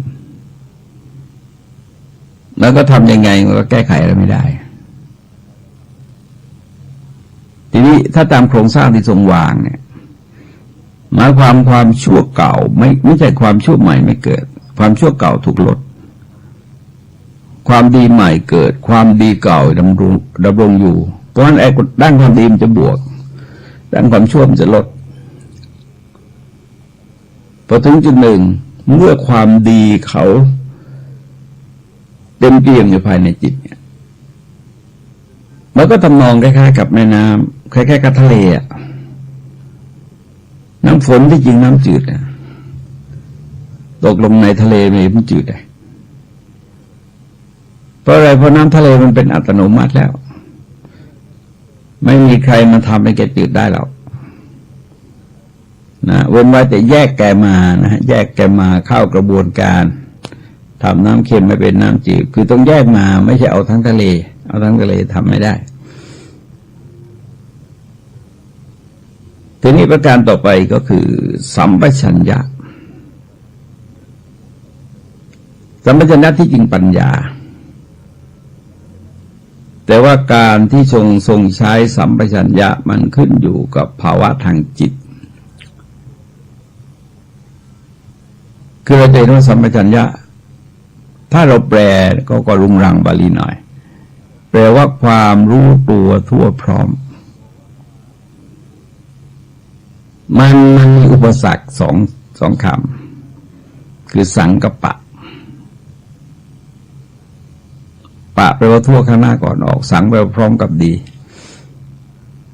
เพราะในลักษณะอย่างนี้เป็นการรู้ทันทีรู้ตัวทั่วพร้อมทีนี้ตัวหลักที่เน้นจริงๆมันจะมีอยู่4เรื่องใหญ่ๆเรื่องหนึ่งจะเรียกว่าสัตตกะสัมปชัญญะสามารถจำแนกแยกแยะสิ่งที่ตนสัมผัสเนี่ยสามารถแยกแยะได้ว่าอะไรเป็นประโยชน์และไม่เป็นประโยชน์ต้องทำคนนึกออกนะนี่คือคุณสมบัติของมนุษย์คือสัตว์โลกที่รู้ว่าอะไรเป็นประโยชน์และไม่เป็นประโยชน์มนุษย์คือสัตว์โลกที่มีเหตุผลมนุษย์คือสัตว์โลกที่มีใจสูงเพราะเราจะพบว่าสัมปชัญญะคือปัญญาเป็นมาตรวัดความเป็นมนุษย์พอจนถึงจุดหนึ่งนี่จำแนกแยกแยะชัดเจนเพราะพัฒนาการตรงนี้จึงกลายเป็นปัญหาใหญ่เพราะว่าความคิดระดับจำแนกเนี่ยไม่ใช่ง่ายที่การจำแนกคนยิ่งชี้ผิดชี้ถูกคนยิ่งยากเป็นตรีคูณทวีคูณเพราะอะไรเพราะว่าคนมันเป็นที่ตั้งของความรักก็มีเป็นที่ตั้งของความเกลียดก็มีเป็นที่ตั้งของความกลัวก็มีเราไม่ชัดเจนในตัวเขาในการกระทำของเขาก็มีแต่ทีนี้ถ้าเกิดผีผามจำแนกมันก็อาจจะมีอันตรายย้อนกลับเพราะงั้นทำให้ปัญหาใหญ่ในเรื่องกระบวนการยุติธรรมก็คือปัญหาเรื่องอคติเป็นเรื่องของความรู้สึกระหว่างผู้อคติกับคนที่เราต้องพูดถึงความดีความชั่วความถูกความผิดของเขาแล้วก็อาศัยความรู้สึกดังกล่าวเนี่ยมันจะทำอะไรได้ยากทีนี้การจำแนกตรงนี้พอถึงจุดหนึ่งมันต้องชัดเจนคือถ้าเราถามว่าสังคมเราชัดเจนไหมก็ชัดเจนพอสมควรนะอย่างเช่นถามว่าอบายมุขคืออะไรเนี่ยก็พอรู้นะแต่ว่าเราก็เลิกอบายมุขไม่ได้สีหน้าคืออะไรก็พอรู้แต่เราก็รักษาไม่ได้เพราะเราเห็นว่าถ้าเอาตรงนี้เข้าไปจับในลักษณะโกศล3เนี่ยโกศล3ก็คือเป็นผลจากการจำแนกตรงเนี้ยมันก็ออกมาเป็นโกศล3คือ1ฉลาดในทางเสื่อมอันนี้ชัดเจนว่าทางเสื่อมแล้วก็ฉลาดในทางเจริญปัญหาสำคัญเราตามปกติเราก็รู้แต่ว่าที่เราไม่สามารถเนี่ยคือใช้อุบายวิธีที่จะทำตัวให้เกิดความสวัสดีโดยหลีกหนีทางเสื่อมมาดำเนินในทางเจริญตรงเนี้ยทำไม่ได้เพราะปัญหาก็คงเป็นปัญหาอยู่ประการต่อไปก็เรียกว่าโคจรสัมปชัญญะเป็นความรู้ตัวทั่วพร้อมในเรื่องที่ควรไปหรือไม่ควรไปควรคบหรือไม่ควรคบควรคิดหรือไม่ควรคิดควรเดินหรือไม่ควรเดินที่จริงก็สืบเนื่องมาจากข้อแรก มันเป็นการพิสูจน์ยืนยันคล้ายๆกับอะไรประเมินผลหรือวัดผลนะการวัดผลสอนหนังสือมาเสร็จแล้วก็ออกข้อสอบวัดผลดูตอนการจำแนกแยกแยะว่าอะไรสถานที่ใดควรไปหรือไม่ควรไปอย่างพระเองเนี่ยกำหนดเช่นจะไปเยี่ยมชาวบ้านเวลาก็รับประทานอาหารนี่ไปไม่ได้นะหรือกลางค่ำกลางคืนนี่ไปไม่ได้เพราะว่าไปแล้วมันมีปัญหาด้านความรู้สึกนึกคิดของคนสถานที่เป็นนันมากที่พระเข้าไปไม่ได้เข้าไปแล้วก็เสียเลยไปบ้านแม่ไม้ไปบ้านสาวแก่ไปโรงมรดศพเป็นบ่อนการพนันเป็นโรงสุราเป็นอะไรก็ตามซ่องซึ่งอะไรตรงบาร์เบอร์นี่มันก็สารพัดนะก็เรียกรวมมาโคจรคือสถานที่ที่ไม่ควรไป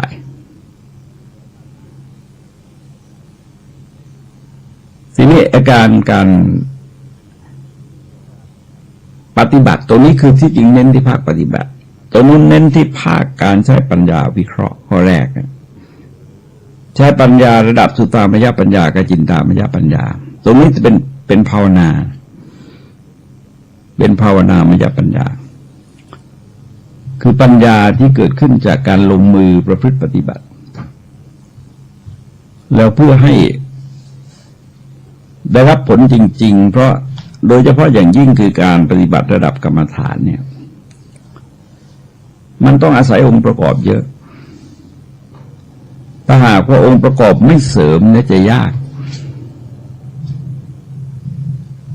อย่างยกตัวอย่างที่เราจัดงานสัปดาห์ส่งเสริมพระพุทธศาสนาในเทศกาลวิสาขบูชาเนี่ย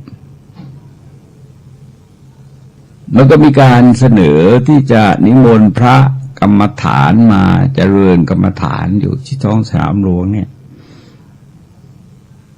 คือมาเป็นเลขาธิการศูนย์แล้วก็เป็นผู้ประสานงานจริงแต่เราก็ไม่อยากขัดข้อใครเพราะเรามีหน้าที่ประสานเราไม่มีหน้าที่สั่งการเพราะเมื่อเป็นกิจกรรมของพุทธศาสนาเราก็อนุโมทนาแต่เราก็เห็นว่าสถานที่มันไม่สัปปายะมันไม่อำนวยให้คือท้องสนามหลวงนี่มันจะมีคนอยู่กลุ่มหนึ่งที่เป็นคนจรหมอนมินคือไปนอนดูเผลอไม่ได้นะฮะเพราะบรรยากาศที่จริงมันไม่ให้แต่ก็ไม่รู้จะทำยังไงไม่รู้จะไปไหนกรุงเทพมันก็มีแค่นี้แค่ท้องสนามหลวง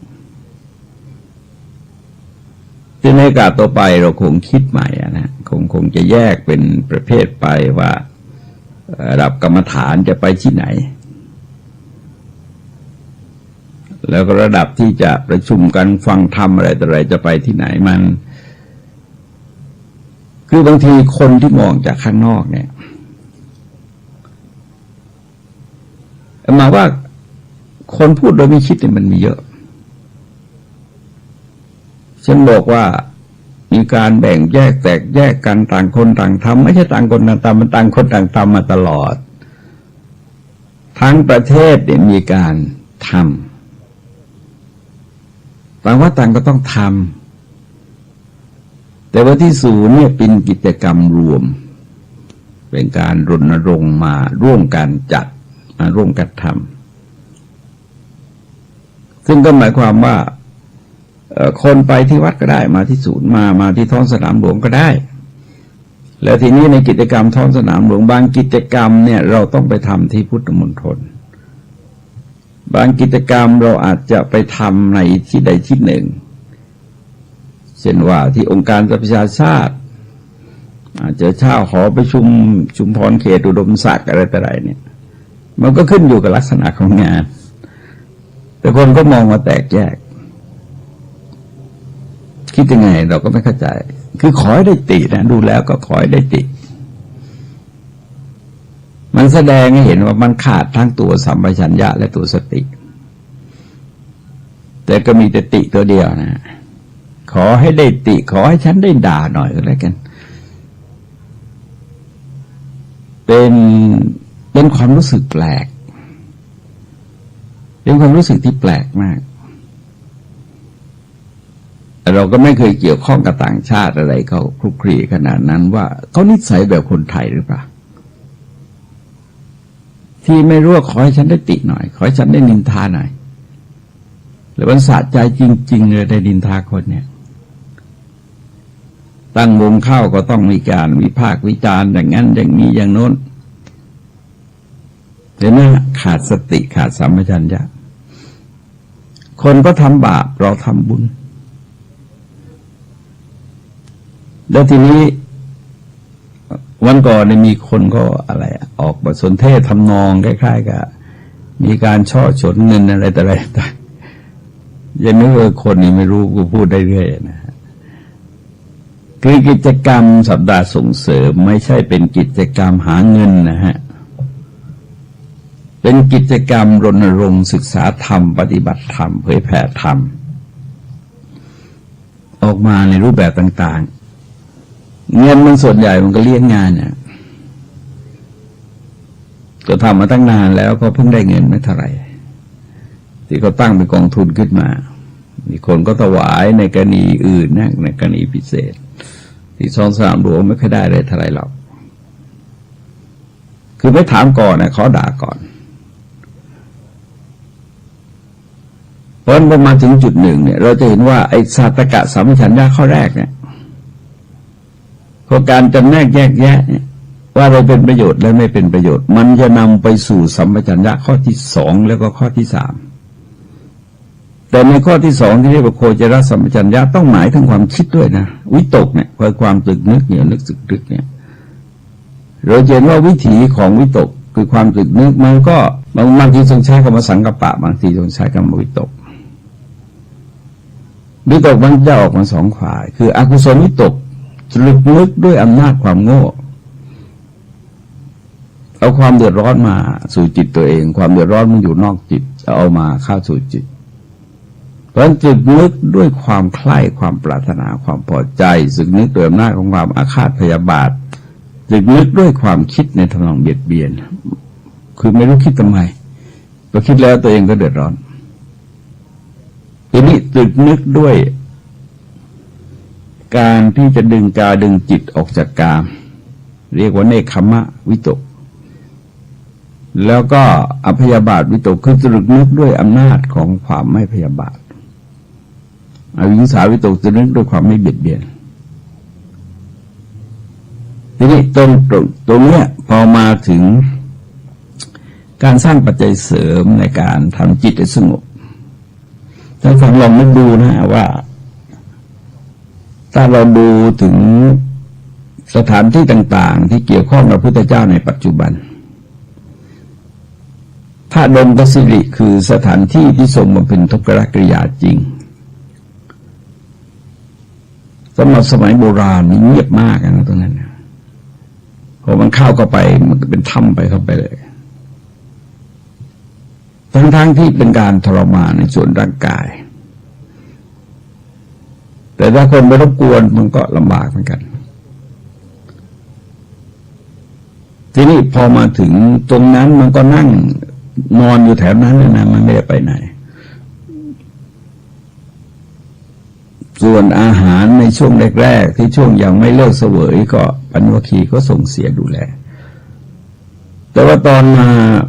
ปฏิบัติทางจิตทรงเปลี่ยนสถานที่มาอยู่ที่อุรุเวลาเสนานิคมริมฝั่งแม่น้ำเนรัญชราเพราะต้องอาบน้ำต้องขับถ่ายต้องเที่ยวบิณฑบาตไกลบ้านคนมากนักก็ไม่ดีใกล้บ้านคนเสียงก็รบกวนกลางวันคนก็พลุกพล่านกลางคืนเสียงรบกวนเพราะนั้นก็เลือกสถานที่ที่ทรงบำเพ็ญเพียรเนี่ยสมเหตุผลว่าตรงนี้มันเหมาะสมแก่ผู้บำเพ็ญเพียรเพราะว่าใกล้ฝั่งน้ ไม่ห่างจากโคจรคามคือสถานที่ที่บิณฑบาตแต่ก็ไม่ใกล้เพราะกลางวันในคนไม่พลุกพล่านกลางคืนเสียงไม่รบกวนแต่ทีนี้เวลาทรงแสดงว่าพวกนี้มันเป็นปัจจัยเสริมถ้าเราใช้เราก็ได้ประโยชน์ถ้าเราไม่ใช้มันก็ไม่เกิดประโยชน์คล้ายๆกันเนี่ยคล้ายๆกับการคบบัณฑิตการบูชาผู้ควรบูชาการอยู่ในประเทศที่สมควรมันเป็นปัจจัยเสริมเราใช้หรือไม่ล่ะแต่เราใช้เราก็ได้ประโยชน์ถ้าเราไม่ใช้มันก็ไม่ได้ประโยชน์อะไรเพราะจริงๆความเป็นบัณฑิตอยู่ที่เขาความเป็นผู้ควรบูชาอยู่ที่เขาประเทศที่สมควรก็อยู่ที่ตรงนั้นแต่ถ้าเราเข้าใจแสวงหาประโยชน์เราก็ได้ประโยชน์มันก็คล้ายกับยาอยู่ในขวดเนี่ยเราป่วยยาอยู่ตรงนั้นถ้าเราต้องการใช้ประโยชน์เราก็ต้องเอายามารับประทานตามที่เขากำหนดเอาไว้ปัญสัพพัญญะจึงแปลว่าสิ่งที่สบายสภาพที่เอื้อสิ่งที่เกื้อกูลสิ่งที่เหมาะสมสิ่งที่มันเกื้อหนุนในการทำความสงบจะช่วยเกิดสมาธิต่อเนื่องกันไปไม่ใช่พอนั่งสมาธิเสียงโครมขึ้นมาเสร็จเลยสมาธิแตกก็จริงๆงานพวกนี้เป็นงานที่ต้องใช้สมาธิเนี่ยแม้ในปัจจุบันเราจะเรื่องงานที่เกี่ยวกับการวิจัยที่ได้เข้าห้องแลบทั้งหลายเนี่ยต้องเงียบทั้งนั้นเนี่ยมันทำไม่ได้เราไม่ต้องดูอื่นใดละแม้แต่งานที่เกี่ยวกับธนาคารเนี่ยคือต้องอยู่ในห้องแอร์ต้องเงียบไม่งั้นนับเงินพลาดแต่เวลานี้ก็มีเครื่องอะไรก็ช่วยนับเงินไม่ใช่ง่ายนะถ้านับมากๆเนี่ยสติขาดไปแป๊บเดียวก็ยุ่งละเพราะฉะนั้นท่านก็บอกว่าหนึ่งอาวาสสัปปายะที่อยู่ซึ่งเหมาะสมมันก็คือต่อการปฏิบัติคืออย่างที่บอกว่ากลางวันคนต้องไม่พลุกพล่านกลางคืนต้องไม่มีเสียงรบกวนตรงนี้บางแห่งเรียกว่าเสนาสนะสัปปายะก็คือกันเนี่ยนะที่นั่งที่ยืนที่เดินที่นอนอะไรต่างๆก็สรุปรวมเหมือนกันแล้วโคจรสัปปายะคือสถานที่เที่ยวไปภิกขาจารย์หรือบิณฑบาตมีชุมชนอยู่ไม่ห่างแต่สมมติเป็นพระนะฮะแต่ปัจจุบันเนี่ยมัน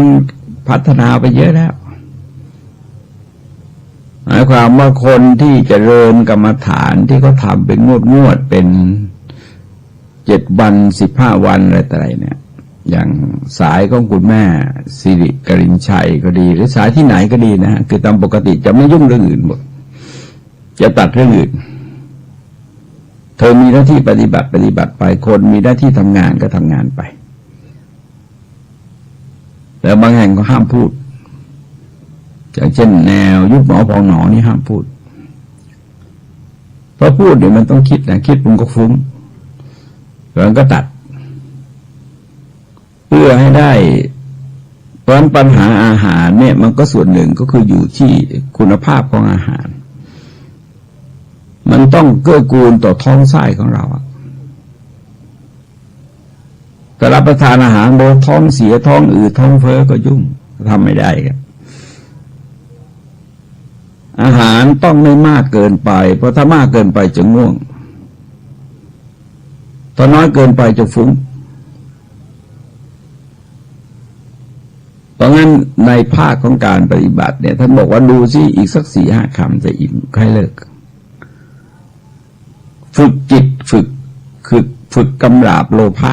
คืออยากกินทั้งที่แต่นั้นหมายความว่าไปอิ่มที่รู้สึกอย่างนั้นตอนของหวานนะคือไม่ใช่ตอนรับประทานอาหารคาวแล้วก็อีก4-5 คำจะอิ่มแล้วก็หยุดก็ไปต่อหวานอีกจะทำไงก็สรุปว่าอย่ากินให้อิ่มเกินไปที พวกนี้ถ้ามากมันจะเกิดง่วงในตอนแรกแล้วจะเกิดกามฉันท์ในตอนต่อไปทีนี้ถ้าน้อยเนี่ยมันจะเกิดกระสับกระส่ายในตอนแรกเกิดเขาเรียกว่ากุกุจะคือรำคาญในตอนแรกแล้วก็จะเกิดโทสะพยาบาทในตอนต่อไปเพิ่มในบน4 ข้อนะเรื่องอาหารตอนท่านฟังจะสังเกตได้ว่าพระเจ้าทรงแสดงว่าสัพเพสัตตาหารติติกาสัตว์ทั้งหลายทั้งปวงจะอยู่ได้ก็เพราะอาหารจึงอยู่ตั้งแต่โอวาทปาติโมกข์เลยอาหารจึงอยู่ตั้งแต่ปฏิสังขายโยทรงสอนให้พิจารณาตั้งแต่วันบวชเลยบอกอนุศาสตร์เนี่ยบอกไว้ตั้งแต่วันบวชเลย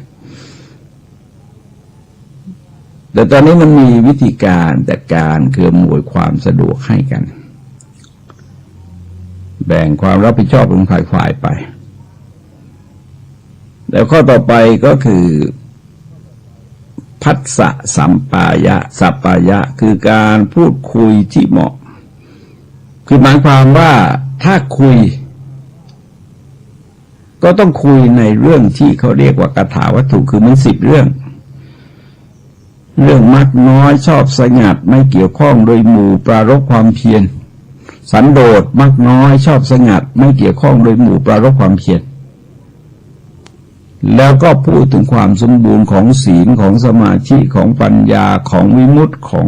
วิมุตติญาณทัสสนะวันคาถาวัตถุ10เนี่ยที่จริงก็เป็นบทสรุปของพระพุทธศาสนา5 ข้อหลังนี่เราจะเห็นว่าเป็นตัวธรรมะหลักแล้วก็5 ข้อต้นเนี่ย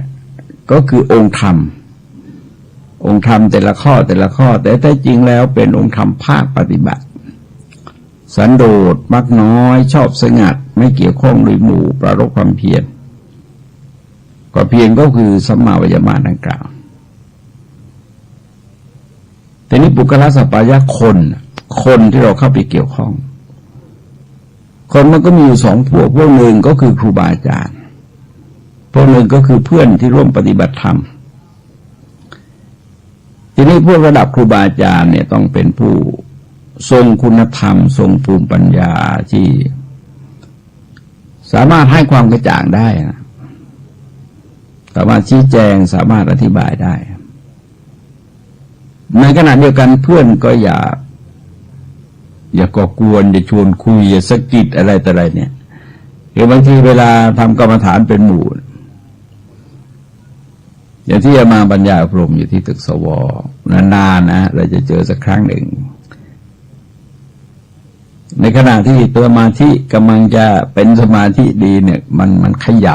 ำถุงกรอบแกรบอ่ะมันเสียดเข้าไปถึงใจเลยนะฮะขยำทีเดียวเองเพราะว่าจิตที่เป็นเครื่องจะเป็นสมาธิเนี่ยมันไม่หนักแน่นอ่ะแต่ทำนองคล้ายๆกับคนก้าวข้ามภูข้ามอะไรเนี่ย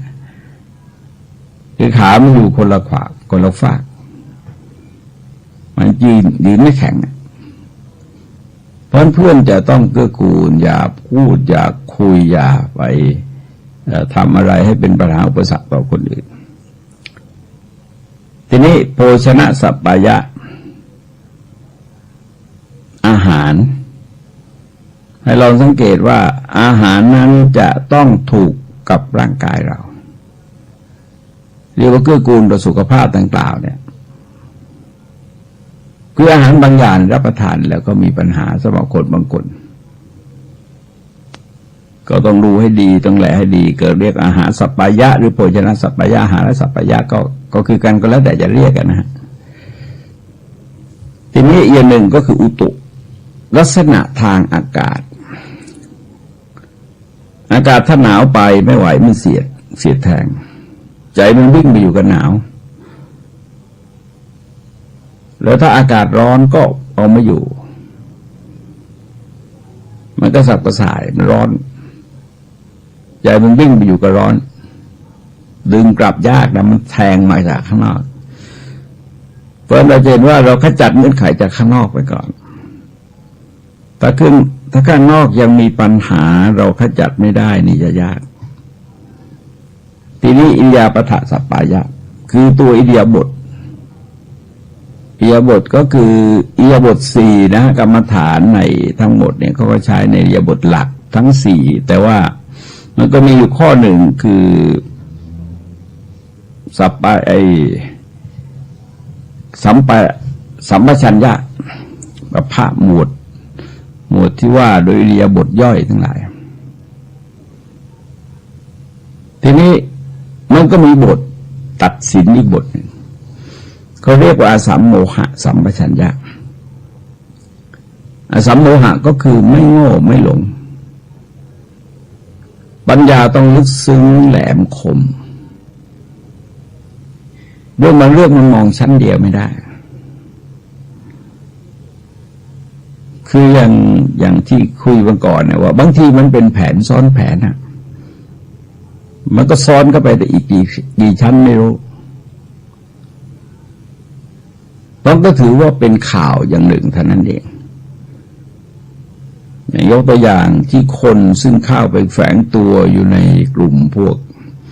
ผู้ก่อความไม่สงบที่ภาคใต้ที่เข้าไปประชุมกับที่มาเลเซียแล้วคนในที่ประชุมก็ไม่มีทำอะไรก็มีการด่าท่านนายกอย่างเดียวแล้วถ้าเราไปคิดว่าต้นเหตุอยู่ที่ท่านนายกถ้าท่านนายกออกไปเนี่ยเหตุการณ์จะสงบแล้วก็ยุ่งตายมันเป็นเครื่องมือเลยเรากลายเป็นดาบที่ถูกยืมมาฆ่าคนเพราะอาจจะเป็นแผนซ้อนแผนขึ้นมาว่ารู้มีคนมาแฝงอยู่นะ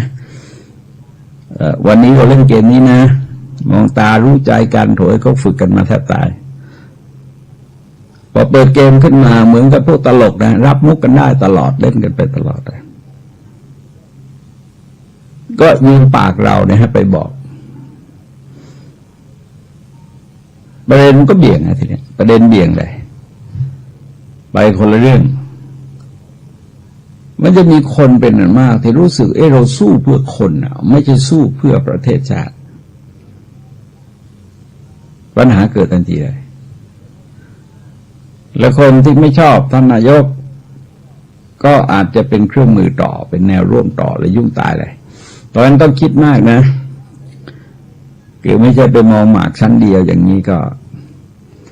โอกาสที่จะพลาดเยอะแล้วก็แผนอย่างนี้มันแผนเรียกว่าแผนตื้นๆนะ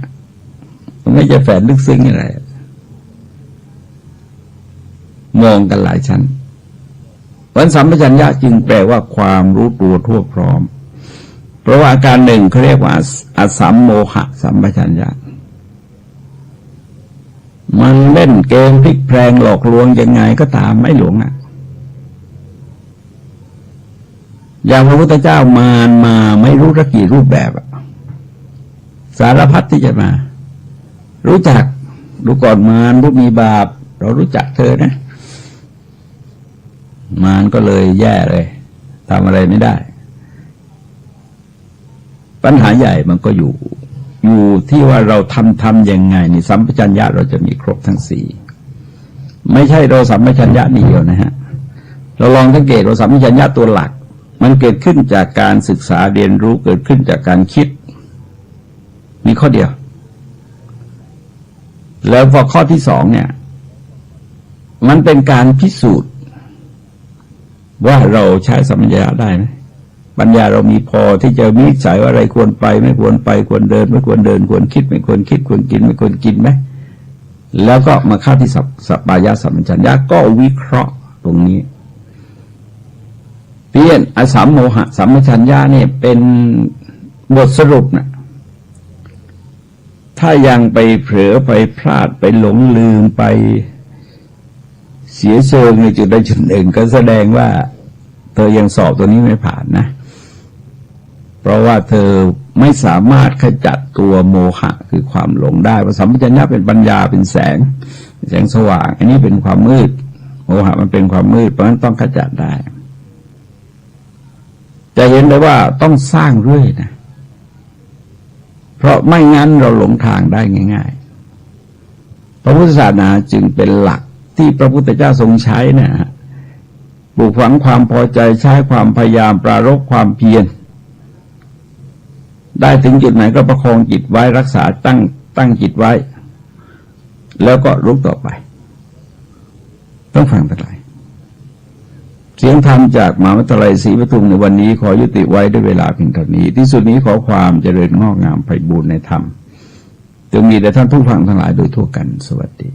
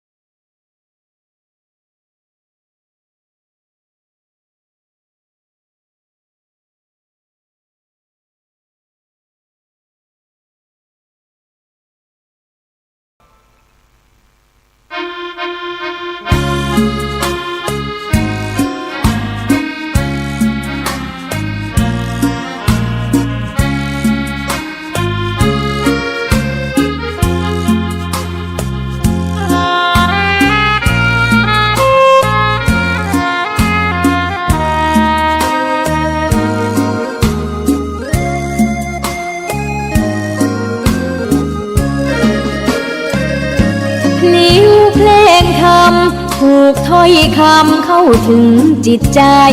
ฟังรายการวิทยุเสียงใสส่งถึงใจไปสู่ปลายนาสารธรรมน้อมนำมองพระศาสดาบอกผู้คนทั่วลาหันมาเข้าวัดฟังธรรมคลื่นเสียงนี้เป็นคลื่นธรรมะจากใจส่งถึงบ้านไกลบ้านไกลฟังได้สุขใจล้ำยามดึกดื่นค่ำคืนมีงานต้องทำเป็นคลื่นสารธรรมเน้นย้ำธรรมะเพื่อนใจเสียงคลื่นธรรมบอกหลักธรรมให้คลายความเหงาฟังเสียงธรรมะเบาเบาบอกเล่าถึงคนบ้านไกลสื่อธรรมะบอกลดละระหว่างด้วยใจสื่อไปถึงสวงในเข้าใจหลักธรรมหลักดีลิ้วเพลงธรรมผูกสัมพันธ์จิตใจร่าเริงฟังสาระธรรมะบันเทิงรื่นเริงในชีวิตยามวันว่างเดินทางไปเยี่ยมสถานีนัดพบกันน้องพี่วันนี้วันดีวันเสาร์สวดมนต์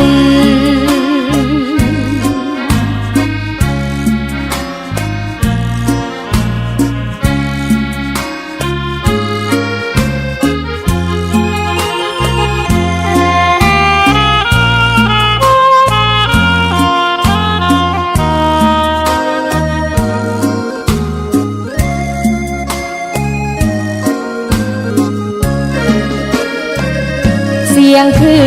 นธรรมบอกหลักธรรมให้คลายความเหงาฟังเสียงธรรมะเบาเบาบอกเล่าถึงคนบ้านไกลสื่อธรรมะบอกลดละละวางด้วยใจสื่อไปถึงสวงในเข้าใจหลักธรรมหลักดีพลิ้วเพลงธรรมถูกสัมพันธ์จิตใจร่าเริงฟังสาระธรรมะบันเทิงรื่นเริงในชีวิตยามวันว่างเดินทางไปเยี่ยมสถานีนัดพบกันน้องพี่วันนี้วันดีวันเสาร์ส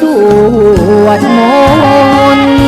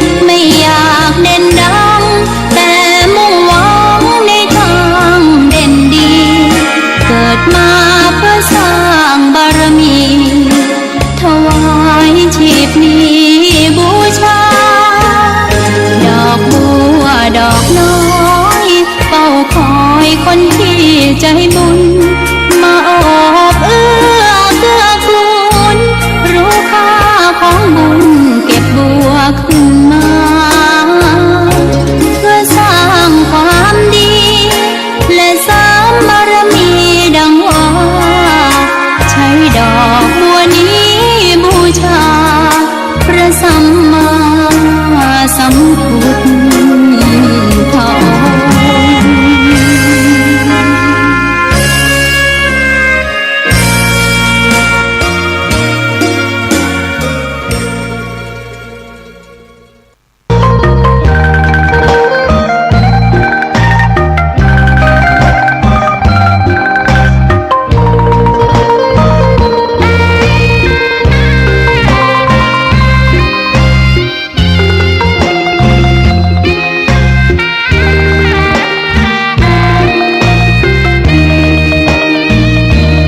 ธา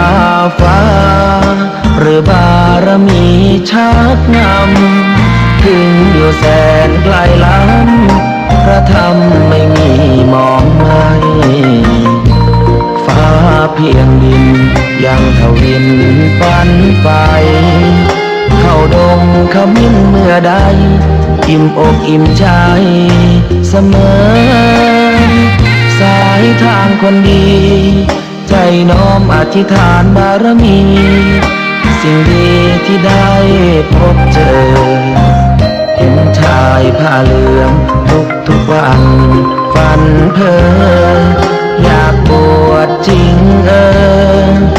ละเมอเข้าวัดบ้านคงเป็นบุญที่เคยเป็นทุนสร้างมารักผ้าเหลืองดังว่า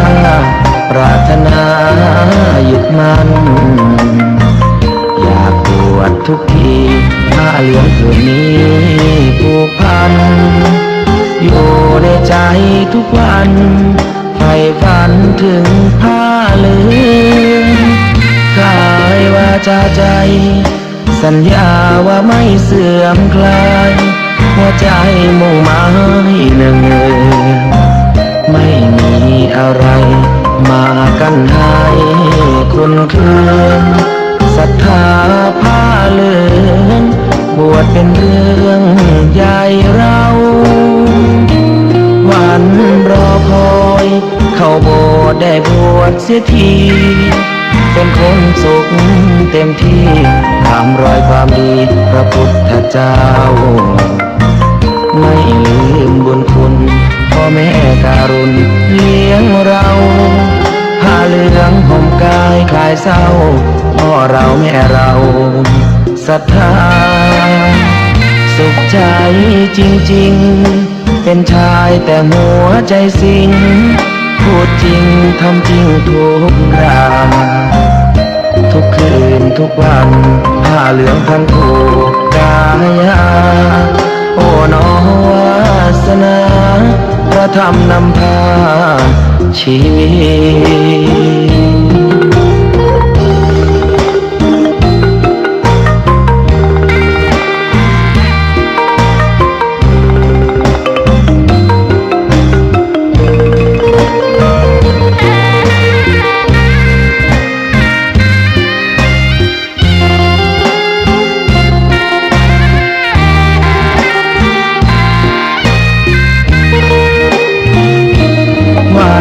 รอคอย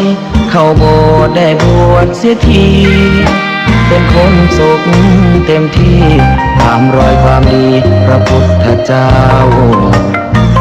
ไม่ลืมบุญคุณพ่อแม่การุณเลี้ยงเราผ้าเหลืองห่มกายคลายเศร้าพ่อเราแม่เราศรัทธาสุขใจจริงๆเป็นชายแต่หัวใจสิงพูดจริงทำจริงทุกราทุกคืนทุกวันผ้าเหลืองพันผูกกายาโอ้น้อวาสนาพระธรรมนำพาชีวิต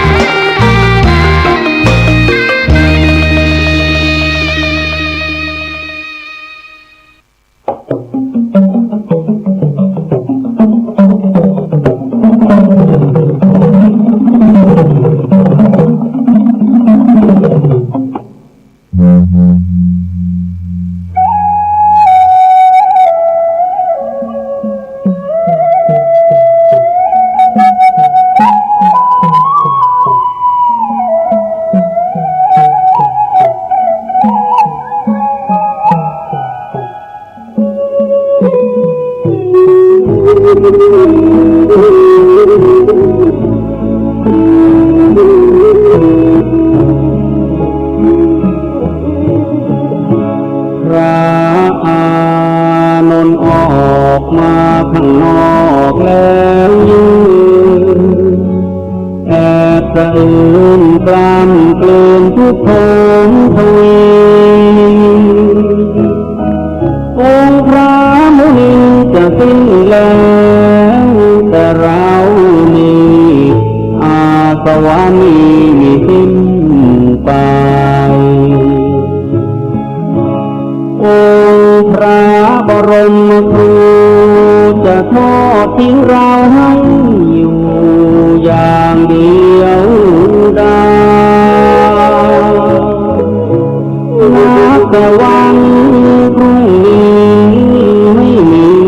ได้รับใช้องค์พระภาควัน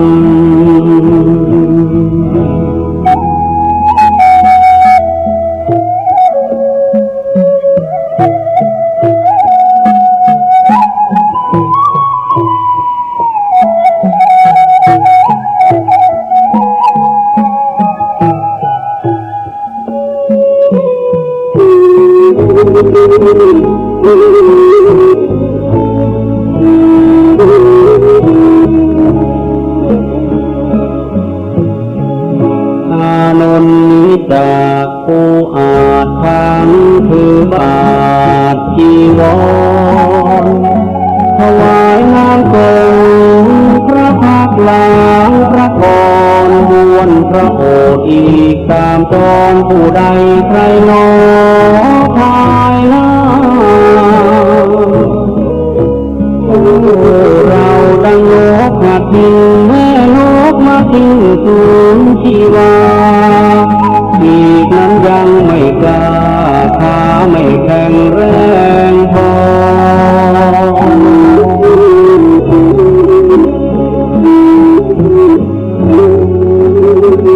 ยังบินพลา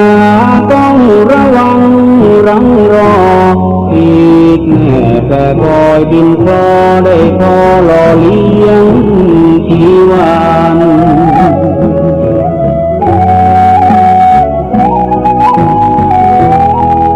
เปรียบเป็นเช่นเราได้เพียงพระโสดาบันยังไม่ทันสำเร็จเป็นพระอรหันต์พระศาสดาก็จะมาปรินิพพานในราตรีนี้ไม่นานผ่านเลยลาลวงไป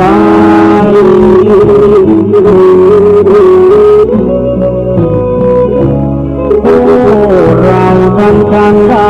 เมื่อสิ้นแล้วพระผู้ทรงไว้พระอานนท์กำสดน้ำตานองหยดรินไหล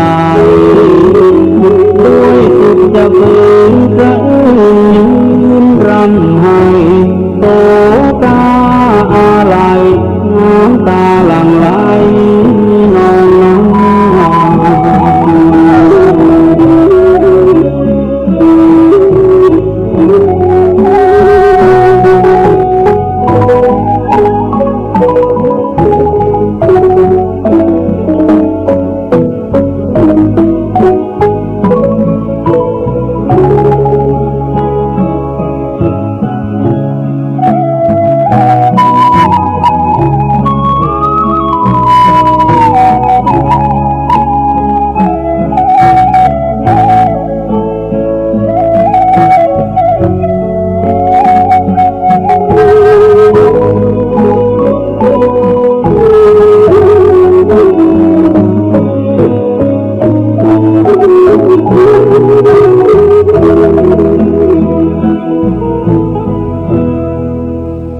องพระโทษพลไม่เห็นอานนท์อยู่ในนั้นจึงตรัสถ